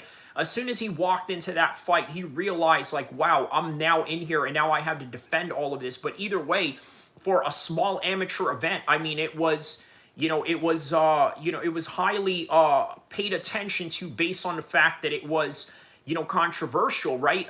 Look, I'll say it like this, right? I've said some pretty hateful stuff, to this guy. Let me just say it like that, right? And it creates controversy, and people want to see it. And what was the end result of that? He got kneed in the stomach, and well, I mean, you know what? We fought to a decision, but still, I heard him, a few good times, and let me see if I can pull that fight up, the fight I'm talking about right here. You talked hella-ish back in the days. I remember that. Yes. You Colby the crack. JD says, I think it's because of the idea of what constitutes hate speech is subjective. Okay, that's a very good point. Once you start banning certain things, it becomes a slippery slope. Very true. I have a comment on that as well. I'm going to get to in a second. And also what you said too, LOL. JD says no such thing as bad publicity as they say. That is very true. Okay, I went to college for public relations, okay? And that is one of the things that they told me as well, right? I mean, this is a common thing that they say in the streets. They literally confirmed it in the college classroom, and they said no publicity is bad publicity, and that's really all there is to it. So speaking of which, where is that fight that I was, oh, this one. This is the fight right here. Okay, so there it is. He had to go in there, defend his honor, the fact that I, said a bunch of things about his religion, his way of life, and this, that, and the other, and then he had to go in there and defend it. And as a result, I mean, it gave him, a certain amount of pressure to defend these things. So, let me show you the reaction that he got after he got hit with that knee. Let me see if I can pull that up as well. Hold on a second here. Where is the reaction that he got after that knee shot? Right here. This is his reaction after he got hit with the knee. I mean, he's clinching for his stomach. I'm right there, like, all right, yeah, let's go. And then he was just like, waiting for the round to end. So, yeah, man, that's okay. So going back to what you're saying, JD, right? The slippery slope thing, right? Tommy Robinson in the UK. You guys know who he is, and if you don't know who he is, I'm not going to sit here and, give you, the synopsis of it all. You got to do your homework on that. So he's a right-wing leader. He gets harassed by the UK government, and to be quite honest with you, I don't like this. And the reason why I don't like this is because it becomes a slippery slope. This is the reason why Andrew Chaudhry, who was a known Islamic preacher in the UK, got locked up, was because of the subjective slippery slope that you are talking about. So, that is the reality of that situation, unfortunately. So, all right. So, back to Ariel Hawani on this one. Deal to you. And then, of course, then you start thinking like, well, it was once not important. You actually let people go. And we could talk about this ad nauseum. But anyway, a good piece of press. Can I ask you one more thing? Yeah. This one is for you, Ariel. Does it make you change how you view 60 Minutes? Because you now have seen a piece, you know how the sausage is made a little bit more. Is 60 Minutes different in your eyes? No, because 60 Minutes isn't doing Stories on the regular about things that they're in business with, right? Yeah. Now, let's say next week they're doing a story on the NFL and it's a very rosy story, like, maybe they shouldn't be doing stories on things that they're in business with. But then, of course, you go a step further, and then there's the Skydance thing, and then there's the Trump thing, and there's the Colbert thing, and you know what I mean? And so I guess we have to find out what is CBS News in the year 2025 and 2026, right? In this new era, this new Skydance era. but 60 minutes is still 60 minutes, at least for now. And so as long, once stories start to come out of, oh, we couldn't talk about this, or we had to edit that, then the opinion will change. But I think it's maybe a little bit too soon. But again, and this is probably a discussion for a different day, but all of this is fascinating to me. Like, Jimmy Kimmel thing is fascinating to me. And this is all freedom of speech, right? So if Jimmy Kimmel, oh gosh, we're going down a whole freaking thing. You don't have to. I don't want to get into it. Don't have to. But I just want to understand one quick thing. If Jimmy Kimmel said something that was offensive, right? Because that's ultimately what he's being accused of. Is that considered hate speech? And I just want to understand. And if it is considered hate speech, is that the most important thing to protect? As it relates to this conversation, it seems like Dana White did disagree with that and said it should be protected. That's my only thing for that. Dana White said that. So you know what? Now that I think about it, he did say it. Fair play to him. He said, "I don't want people to be canceled on both sides." Right. But he does disagree with this. So all this is fascinating. Yeah, that's only as it relates to this conversation. Actually, I think there's other ways. I agree with him on that. All right, yeah. so that's good, right? At least Dana White has is very neutral in that particular subject, as well as he should, right? So Obviously, I do believe that there should be. Forget about cancel culture as a word. I do believe that there should be repercussions for stupid actions. If you say something stupid, or if you do something stupid, or if you do something criminal, or if you do something or whatever. But yeah, people losing their job off of tweets and things like that. He's effectively cancelled you, though. Like, he's effectively cancelled you. Well, he tried to. I mean, it's still Yeah. PTGs. I know, but like he tried to. Oh, 100%. Oh, he didn't just. I mean, he actively tries till this day. Yeah. There's things that people don't know about, you know, till this day. But that's why I think I laugh when I hear him say. And by the way, just to be very clear, because I can almost see it now. Oh, here's Ariel, labeling himself as a victim. I'm not a victim. Life is great, as I said to you 2 weeks ago. I am totally fine with how things played out. I was actually talking to a very good friend of mine who you all know this morning about this. look, I want to say this before this video ends, right? So, or at least the video that I'm playing before this ends, right? So when I was talking about earlier how I used to trash talk a lot of my opponents in my amateur kickboxing days, this was looked down upon, right? Especially some of my, Muay Thai trainers who were from Laos and stuff like that. They weren't really all into that, right? But I wanted to separate myself from everybody else, right? I knew that I had this pro wrestling, bigger than life type of personality that was suppressed for a long time. So I figured, you know what, why not express it, right? Express it in a way where I say something radical, something out of the ordinary, or say something that is, completely offensive or unhinged. I had a training partner of mine, right? Shout out to Miguel from Muay Thai Lao back in 2010, right? Me and him had fought on the same amateur kickboxing cards before, right? And his dad, when we used to do, the first time we used to do like interviews or whatever, right? The first time we were doing like interviews for the promotion or this and that, his dad would ask me, "Hey, mijo, why my son? He not like you. You know, the way that you talk, man, you always talking shit or this and that. Why he like that? When he go on the mic, he go, hey, my name is Miguel or this and that." So basically his dad was upset that he was too shy in front of the camera. I had to explain to his dad, hey, look, it's part of my personality to be on camera, to speak, and to enunciate my words, to be very expressive, to be very emotive in the way that I command the English language. Your son doesn't have to be like that. Every fighter is different. Every fighter can't, it doesn't mean that I'm right. It doesn't mean that he's right. It doesn't mean that I'm wrong or he's wrong. Every fighter is different. Everyone has their own way of handling things. Everyone has their own way of expressing things. And that is the beauty of combat sports in a nutshell. It's like he doesn't realize how life has played out and how he's helped me every step of the way, indirectly. But yes, he has tried. I'm not a victim at all. But when you hear him say, I don't like people having their lives ruined for a mistake, I'm like, well, you actively try to ruin people's lives for things that you perceive to be wrong or a mistake. So GC's dad doesn't know any of this, so I can almost guarantee you ask him after, he says, yeah, I mean, interesting guy, like the way he maneuvers, or it's what a story, something like that. ChatGPT. All right, so with that in mind, guys, yeah, I think that's all that I have for this one right now. What else? What else is there? Obviously, UFC 320 is this week. I might do a prediction, or maybe just for one fight, or maybe all of them. Yeah, you know what? We'll see. We'll see how it plays out. But I will be covering UFC 320 all throughout this week.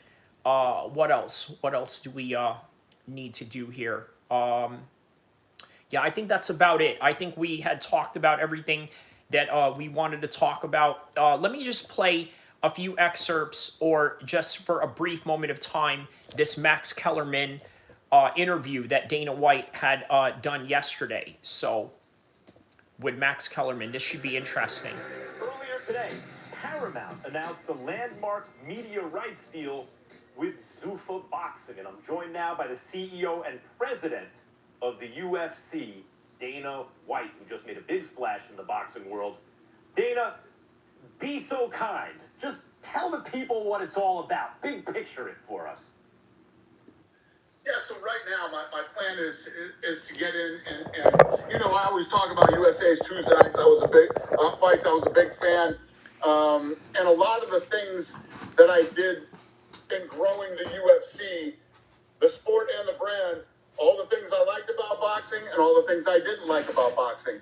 I want to get in there and start putting together fights with not only up and coming guys and people that we think could be future stars, but it's sort of morphing into also putting on fights with some of the biggest stars in the world. Sure. I talked about how ZUFFA Boxing is only going to recognize Ring Magazine belts on this show as the championship. But I think about baseball, right? You have AAA, and then you have the major leagues. And I know you're very into the development of fighters. That's when you really geek out on your, like, contender series, right?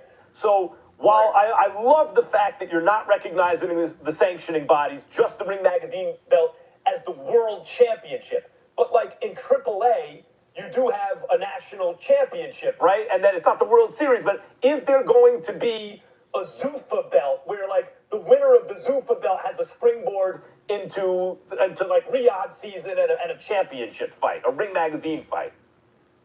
You and I have never talked about this, but the answer is yes. Right, of course. What will happen? Of course, yeah. Right. There will be a ZUFFA belt, and then there will be a ring belt. And yes, I will not recognize any of the other sanctioning bodies.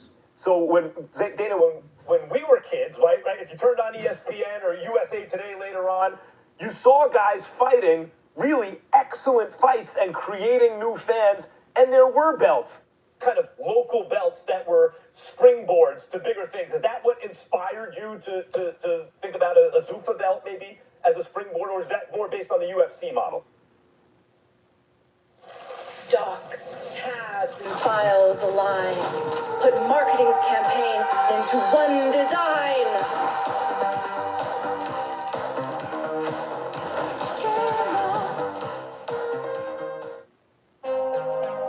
Great coffee is like great art. It transports you. Crafted with unique notes and bold, soaring flavors. My collaboration with Nespresso is a connection to my roots,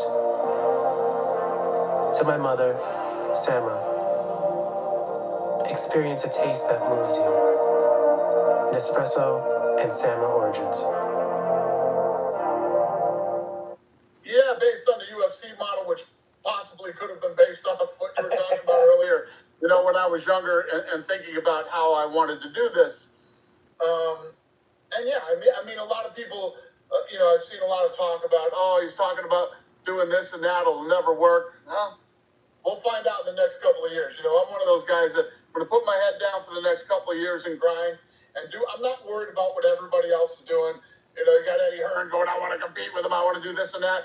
I don't care what any of those guys are doing. These guys have been doing what they've been doing for 100 years. None of them have any vision. None of them ever think big time. You know, or we wouldn't even be having this conversation if any of those guys were ever a threat. Dana, I'm looking at the sign there, Art of War, and it reminds me of a Sun Tzu quote, which I'm sure you're familiar with. Victorious warriors win first and then go to war. In other words, they've planned the thing out. They fought the battle already in their head. They are prepared. And when they know they're going to win, they go to war. Have you done that already? Has this thing, in your mind, have you mapped it all out? Or is this something that you're kind of making up as you're going along? Yeah, you know, I've had it. First of all, when you start anything, you have to have a vision. So once you have the vision, then you got to get in there and you got to get to work. And I say this every time, not just in new things that I do, whether it's Power Slap or any of the other businesses that I own outside the UFC. I'm going into a new deal with Paramount with the UFC. And guess what? Everything I've done in the past doesn't mean anything. I have to prove myself again next year. Now, going into boxing, I have to prove myself in this space, and I am ready to go. So one of the ways you've proved yourself is, I was looking at this, 2 of the 3 highest grossing boxing events of all time, you have promoted 2 of the 3. You didn't do Pacquiao Mayweather, but you did Mayweather McGregor and now Crawford and Canelo, right? But what people, so in a big way, the success is very obvious. But what not enough people are talking about, and I worked the broadcast, thank you very much for that. What not enough people are talking about is, on the undercard, you had so-called A-side fighters and so-called B-side fighters. They were 50-50 or 60-40 type fights. And Dana, the so-called B-side won as much as the A-side did on the undercard. Is that something that we can look forward to in the ZUFFA boxing series on Paramount? Fights where, okay, there's usually a favorite, but where oftentimes you don't know who's going to win and the so-called B-side wins the fight. Yeah, there's going to be a lot of that, actually. I mean, that's the whole, basis of the show. I want to build competitive fights with up-and-coming guys. And it gets to a point, when you put on competitive fights early on in guys' careers, by the time they, become 1, 2, 3 in the world, there's no debate whether they are or not. When you look at all these different sanctioning organizations, and they have the top 3 guys ranked in the world and a champion, they're like, no, they're not as good as these guys over here in the WBC, or that's not as good as the WBA. And then most of those guys never end up fighting each other. Once you make it to the top 5 in my events, the way that we build them, there is no doubt who the best 5 guys in the world are in that weight class. No, it's just like in the amateurs. The reason elite amateurs almost always turn out to be elite pros is because they had to fight tournament style. They couldn't pick and choose and duck. And that's the UFC model. At a certain point, you're basically in a tournament, in a year-long tournament. That's that's a good point, right? So that's sort of what they are trying to do is, create a different structure, a competitive structure, that they are trying to change. So, all right, more on this. To see who's going to get the top spot. Dana, I remember having dinner with you. You invited me to a dinner when you first bought ZUFFA at Il Molino in New York City. You had a bunch of your fighters there, and you were laying out your plan for me about what you were going to do with the UFC. And I was a supporter. I loved the UFC, and I loved what you were saying. But I tell you what, everybody was criticizing Dana White for Power Slap, right? And understandably so, right? Rightfully so, you should absolutely criticize Dana White for that. However, the whole time, he should have been doing this. This is what he should have been doing the whole time. What he should have been doing the whole time was promote boxing, right? Or maybe even kickboxing. Things that are outside of just normal MMA or outside of MMA. It should have just been boxing. But slap fighting, though, is a little bit fringe, right? And not the usual conventional combat sports and what have you. So thought to myself, man, he's ambitious, and I think he can do it maybe, but it's going to take a long time. And within 5 years, you had done a lot of what you said. So let me ask you this with boxing. What are we looking at, do you think, in terms of the timetable? How long is it going to take for you to get labor costs under control, something for which you're criticized, but all major sports leagues do that so that they can put, bring pressure to bear to make the best events? How long before you, the full realization of this vision, what are we waiting? 2 years, 3 years, 5 years, 10 years? What are you thinking? Yeah, I mean, 2 years. You'll start to notice a big difference in 2 years. And one of the things... That's a very ambitious plan right there, right? 2 years. By the way, guys, stay tuned. We're going to go into the bonus round soon. Look, if you want to see the rest of this, obviously Dana White talks about laying out his plans for the next few minutes After that, building a boxing business. He talks with Max Kellerman, and then he talks about boxing broadcasting and the Paramount deal is the rest of that video. So before we head into the bonus stream, I'm going to play you my latest video. JD says, I don't think it's that ambitious. Boxing already has its foundation. Meaning, what I meant was ambitious was changing the game totally, right? To what extent is he talking about changing the game totally? But on any regard, I'm going to show you the vertical version of the video that I had just made about Terence Crawford, and then I'm going to stop it in between, and you guys can see the rest on your own, but you can watch it right here. I will be right back for the bonus round. Stay tuned. We have got to the point where literally anybody will be fully working app without knowing how to code. This is base 40. Exists in 2025. You need to watch this video. First of all, I would like to say, go to hell to the Omaha Police Department. You filthy subhuman pigs. Wait till Turkey El-Sheikh exercises diplomatic immunity. He says, okay, I don't think it changes dramatically. It's just a buzzword and promotion. Okay, fair enough. And have all of your badges. Be right back for the bonus round. Languish at the captain's office. So, first of all, how is Terence Crawford treated this way by police officers in his own hometown? Where is your sense of patriotism? This man just defeated the greatest Mexican boxer of all time for America, and this is how you treat him. Winning 3 undisputed championships for America. You know what?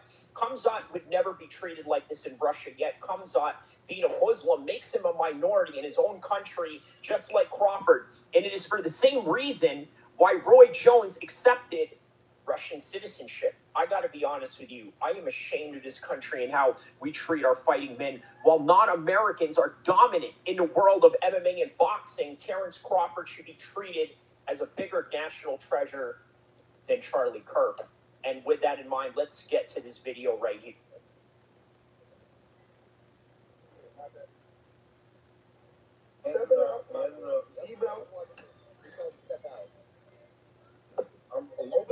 Okay, so obviously he has his seatbelt on. And Terence Crawford is keeping his hands up, as he should. Yeah, that's crazy. Someone's speaking in the background right here, probably one of his family members, or maybe his spouse, or his sister, or whoever. Somebody's in a car with Terence Crawford, obviously recording all of this going on.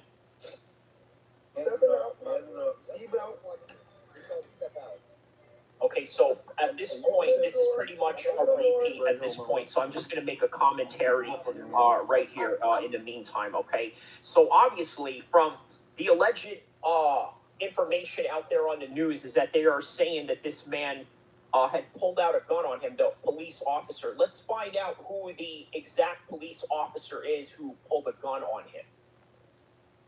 Well, all right. So far, as I've been doing this research in real time, there's not a lot of information on this officer, but shout out to Fight Hub for providing footage of this parade, because this is exactly where all of this had started, right? So obviously, Terence Crawford was involved in a traffic stop in Omaha, September 28, 2025, where an officer had pulled a gun on him. Now, the incident occurred hours after a parade was held in honor after his victory over Canelo Alvarez. Now, the background on this, Crawford was driving with 3 passengers when the officer stopped his vehicle for alleged reckless driving. Now, that's really funny because reckless driving can mean a whole bunch of things, right? Is speed involved? And if so, what is the radar involved in basically what the radar is saying, right? Is it valid in terms of having to pull Terence Crawford over? Now, look, I can tell you from experience, I've had plenty of traffic court cases, right? And I can vouch and say that I've won all of them because the officer has the burden of proof to try and prove it. The officer reportedly saw a firearm on the driver's side of the floorboard of Crawford's vehicle. Now, we don't know what kind of laws Omaha has in terms of open carry or if Terence Crawford is a licensed gun carrier. Obviously, BOMAC had very similar incidents with guns and in plane when he was sent to England to corner Chris Eubank. And by the way, I have a video on that as well. A little brief showing you that video right now. So Womack gets released out of UK prison just in time to perhaps maybe train Terence Crawford for his next upcoming fight. That is, if Terence Crawford decides to ever fight again, because if he decided to end it right here, then here and there, it's not the worst thing in the world, is it? It's like you beat the guy that everybody said you would never fight, and you won the fight. You became undisputed multiple times. What else is there other than the seatbelt that I have to put on? But nonetheless, all right, so back to the present time right now, right? So obviously, there was no seatbelt involved, like you just saw me on video, not wearing a seatbelt and then putting it on, so you couldn't put that on him, but there's obviously reckless driving involved, so okay. For the safety of all 4 occupants, including Crawford, they were ordered out of the vehicle at gunpoint. Crawford was then patted down. The police confirmed that all occupants were legally permitted to carry firearms. So there you go, right? They were all legally permitted for reckless driving. There you go, right?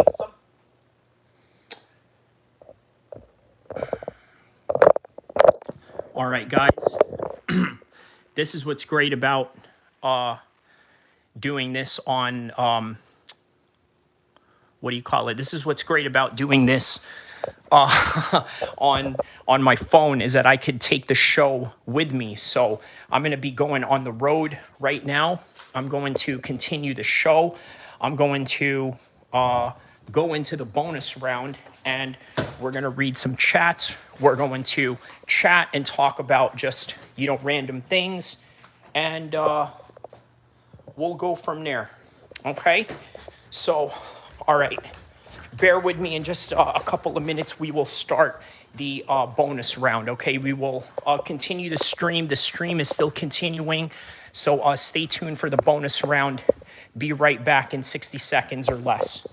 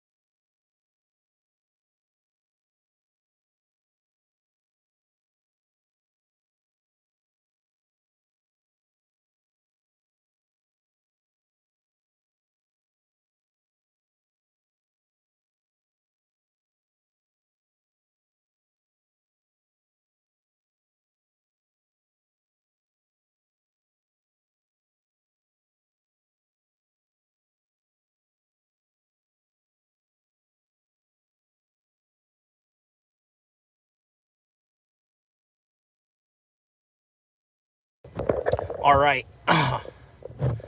So, back, and we will a few things. Says, I don't think it's that ridiculous. Boxing has already had its foundation. Okay, we talked about that. JD says, oh, okay, I don't think it changes dramatic. About to be honest, apparently there was a gun on the floor of the car. When you see a gun, you have to be cautious. You're right about that. The only thing, though, is that unfortunately, well, fortunately for Terence Crawford, it is a state that allows you to carry, right? Whether it's open carry or not, I don't have a lot of to determine that. But having a gun pointed at Terence Crawford, I think, is what made this significant. JD says, and you can't just expect an officer to be aware who Terence Crawford is. Yeah, you're right about that, right? Now, there's a bigger underlying issue here than any of my videos regarding Terence Crawford to any capacity, and it goes like this, right? What we're forgetting here is how small and insignificant boxing is. I want you to think about that, right? Think about how small and insignificant boxing is in comparison to other sports out there. This is the reason why that officer did not know who Terence Crawford was. I mean, really, if you think about it, right? That is the only reason why the officer had no idea who he was, because there's not enough promotion in the world of boxing, at least in the world of American boxing, to be exact. Right? The promotion just was not there for Terence Crawford. So it is no wonder that officer had no idea who he was. So you're right about that, JD. You can't just expect a random police officer to know who you are, especially when the boxing in this part of the world is not really that, you know, emphasized or well known for that matter. So yeah, let me know what you guys' thoughts on that. I want to make sure, hold on, because I am on the road, so I just want to make sure that I have my audio on and playing.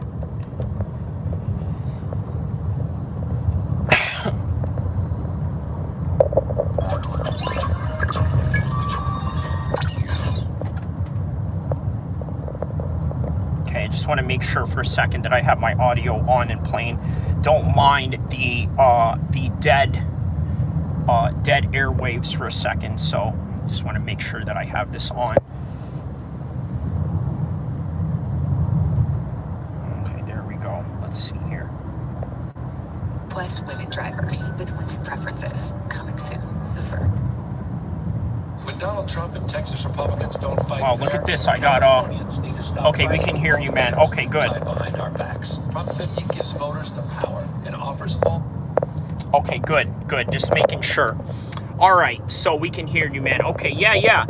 So, what do you think about that, JD? Right? You're in the house right now. Let me know what you think about that. Do you think that the fact that boxing has not been heavily promoted the way that it should is probably the reason why we have no idea who Terence Crawford is? What do you think about that? Right? Republicanism says Trump 2024. Well, I tell you what, man, it is the end of 2024 already, and we're in 2025 going into 2026. Next thing you know, it'll be 2028, and more than likely the successor of the Republican Party is going to be J.D. Vance. What do you think? Do you think Trump has done a very good job since elected? And I tell you what, the answer for a lot of right-wing Republicans, believe it or not, the answer is no, especially to those that are anti-Zionist, right? They don't like Trump's job. They don't like the fact that he shills for Israel, and that's a big component to a lot of people that sort of lean into white nationalist side of things, because a lot of people forget that white nationalists are vehemently anti-Israel, right? And that's just, you know, the natural course of action that they have going on. Republicanism says J.D. Vance 2028. You know what? Listen, here's what I will say about JD Vance that I think is really interesting, right? What I like about JD Vance is that he's young, but yet he's also a world leader. You know who else has a very similar trajectory to him? It's actually a guy that he fought across the opposition in the War on Terror era, which is Mohammed al-Julani, or Mohammed Shara, the president of Syria right now, who was a former jihadist and is now the head of state, speaking in circles such as the UN, and then visiting the White House, visiting France, visiting the Prime Minister of England and France and all these other countries, right?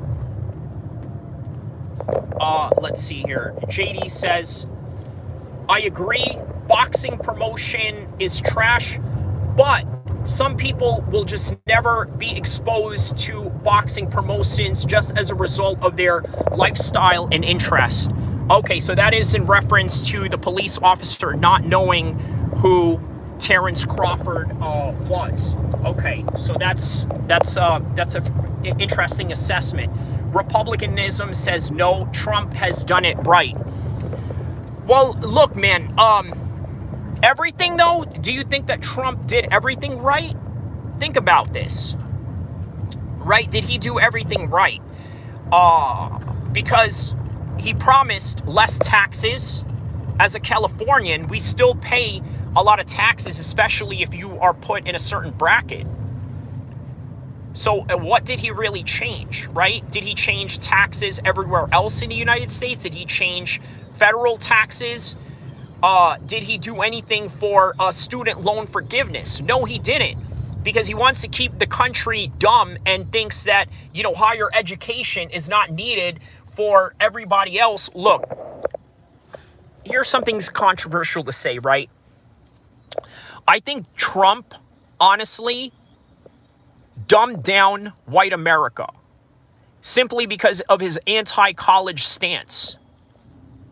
That's really what it comes down to, right? He's got an anti-college stance because a lot of Republicans who are blue-collar, working-class people are anti-college for one reason or another, and they're anti-college based on their biasness towards college. Okay, I get it. There's a lot of loans that you have to pay as a result of college, but how are you going to get a higher education?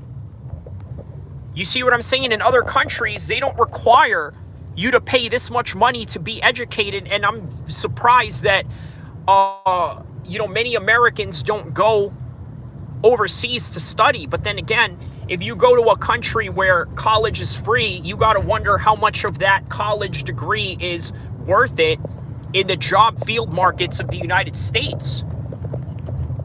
So that's one of the things I don't like about Donald Trump's job right now is that, right? Look, do I like Trump for the UFC? Do I like the fact that he's promoting our sport? Do I like the promotion of his sport and the reach of MMA? Yes, I love it. But in reality, there are other subject matters that really need to be talked about when it comes to Trump. And I think many people are just not willing to talk about it, and especially people who are diehard diehard elephant Republicans. JD says universities are dying all over the globe. To what capacity, though? To what capacity? See, this is the problem, right? Without any universities, how are we going to find cancer research or all these other topics of medicine and experimentation and research? Like, we have to understand that the universities have a stake in these things, right? So the idea that the universities are dying across the world, to what extent?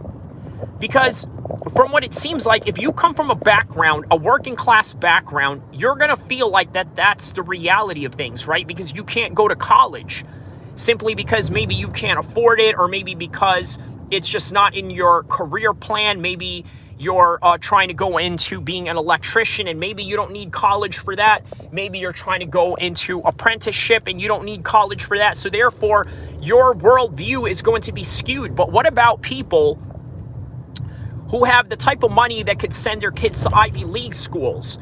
People that come from backgrounds where, let's say, a fraternity, the right fraternity can get you into the law firm that you are trying to work for while you are in law school. You see what I'm saying? So these are certain aspects that I don't think people who are anti-college really think about. And I think they have an anti-college stance because it's just not in their realm of reality towards going to college or what college can actually do for them. Right now, look, if you come from a working class background and you decide, all right, hey, you know what? I want to go to college tomorrow. Well, here's the thing, right? You can't just go into college thinking you're going to do something with a liberal arts degree. That is, of course, if your whole entire plan is to become a teacher, then okay.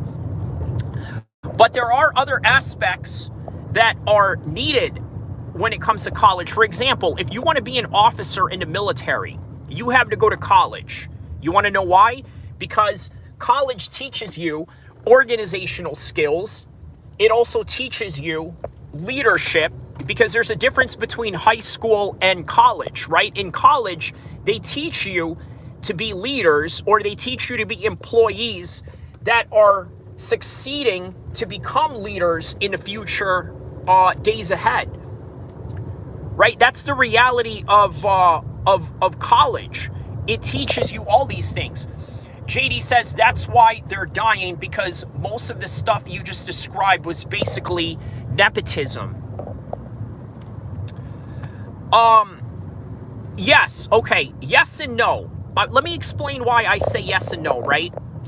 When it comes to getting a job at a corporation or at a law firm or maybe even a doctor's office based on the fact that your dad was part of this fraternity group, or you are an alumni of a certain college, yes, those certain things exist, right? But what about the entry points for people that want to get there, for people that want to be in law firms? Well, you got to go to college to do that. And you got to build your own nepotism, because once you get up there, now it is your sons and your daughters that you can bring up into these worlds of nepotism, as you say, right?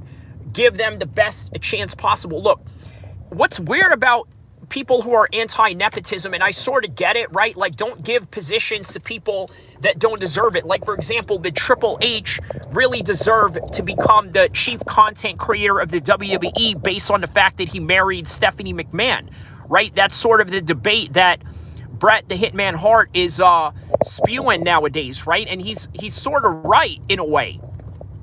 But at the same time, when you are Vince McMahon, when you came from a trailer park and all of a sudden now you're a multi-billionaire who has the influence of the world, who has the influence of politicians from the Saudis all the way to Donald Trump, now you want to protect that because you worked hard to get up there. Now it is your kids that will reap the benefits of nepotism, right? See, that's the part that people never really think about with nepotism, right?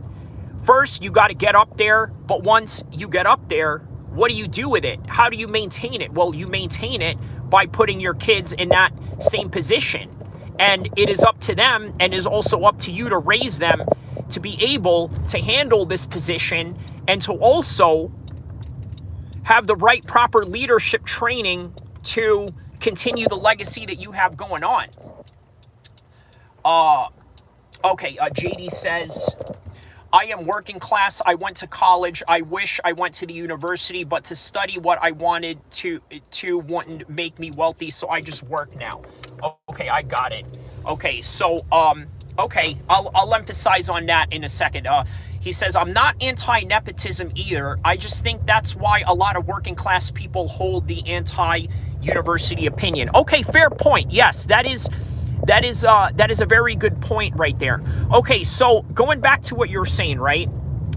You are working class, but you said you went to college, but not a university. So when you said college, I think what you meant was community college. Okay, so that makes sense.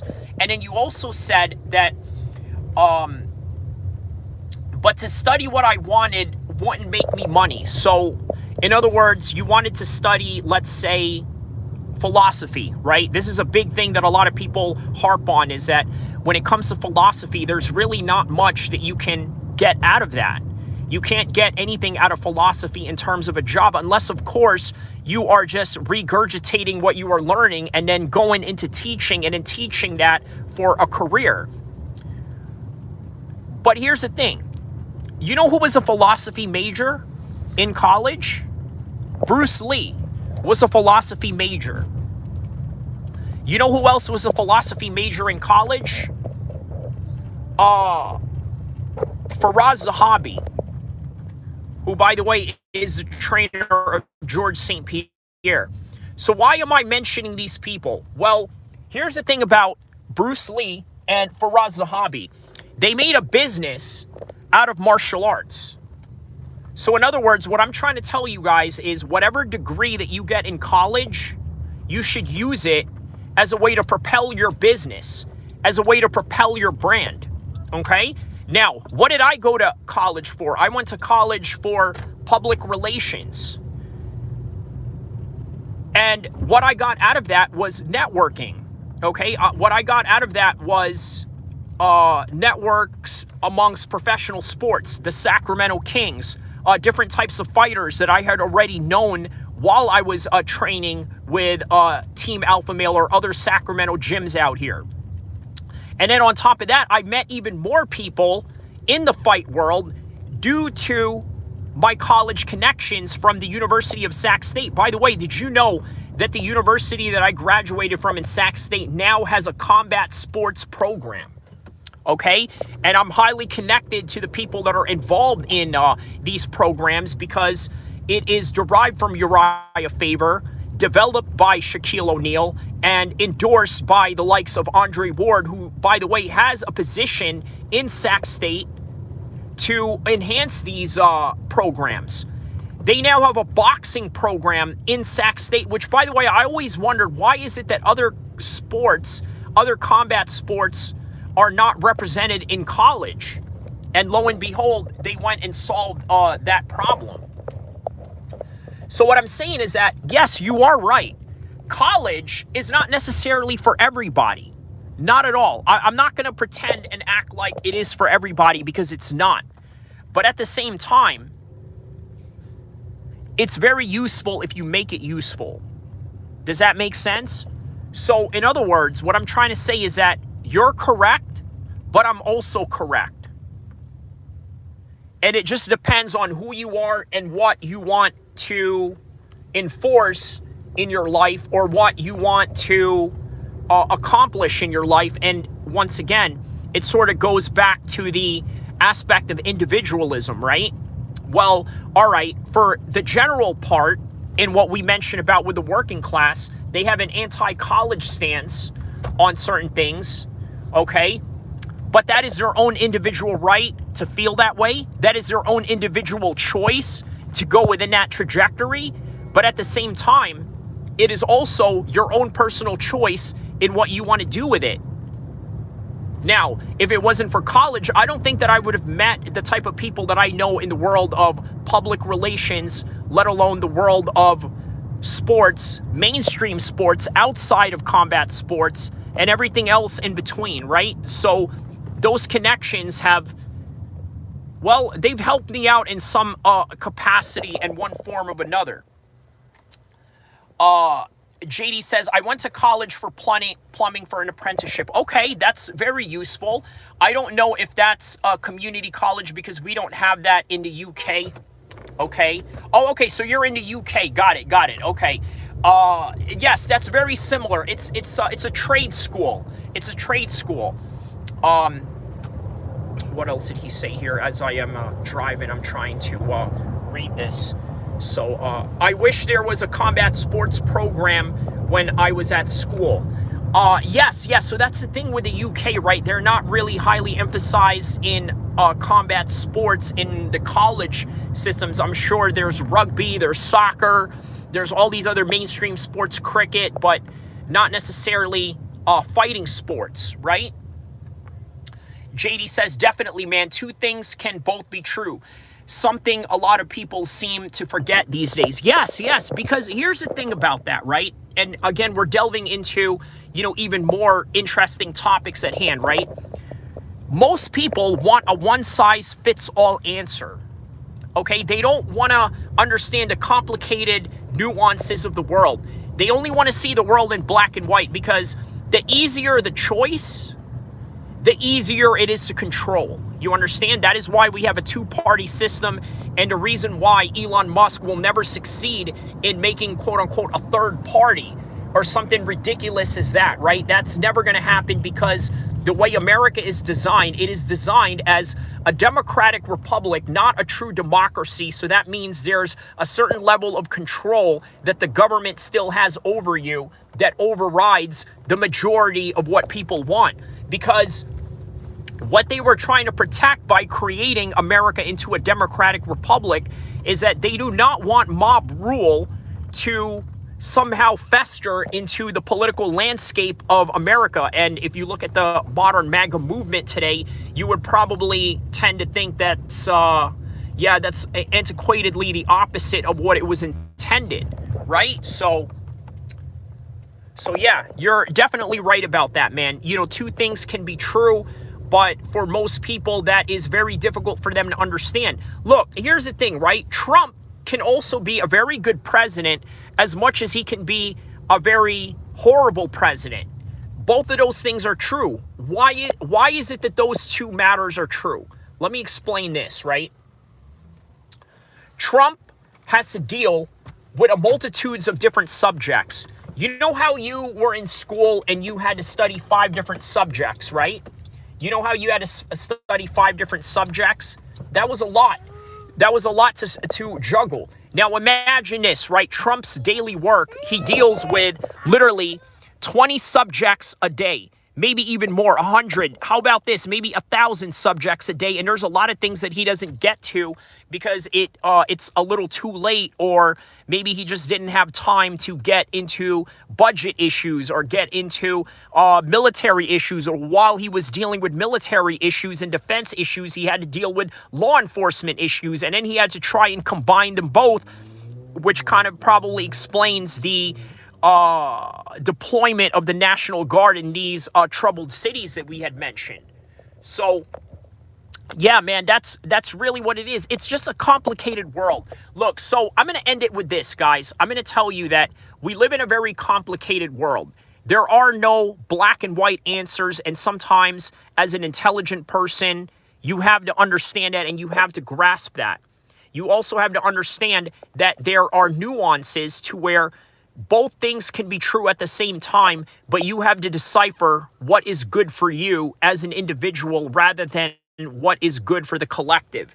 And with that in mind, that is all that I have for this one, guys. Thank you for tapping into the regular live stream. This has been the bonus live stream where we talk about anything and everything and a little bit in between. I need you guys to hit the like button, hit the subscribe button, and I will see you guys in the next content. And by the way, check out my Terence Crawford video. Watch it multiple times, okay? Because the more times that you watch it, the more different stuff that you learn. Also, check out my Canelo and Turkey I'll Shake video. They are my 2 latest videos that I have out right now. They definitely need help getting some views. Get out there, watch it. And JD says, great conversations as always, my man. Take care. And take care of yourself and everybody around the UK, everybody around the United States, everybody around the world. Don't forget to like and subscribe. I will see you in the next one. Inshallah. Allah.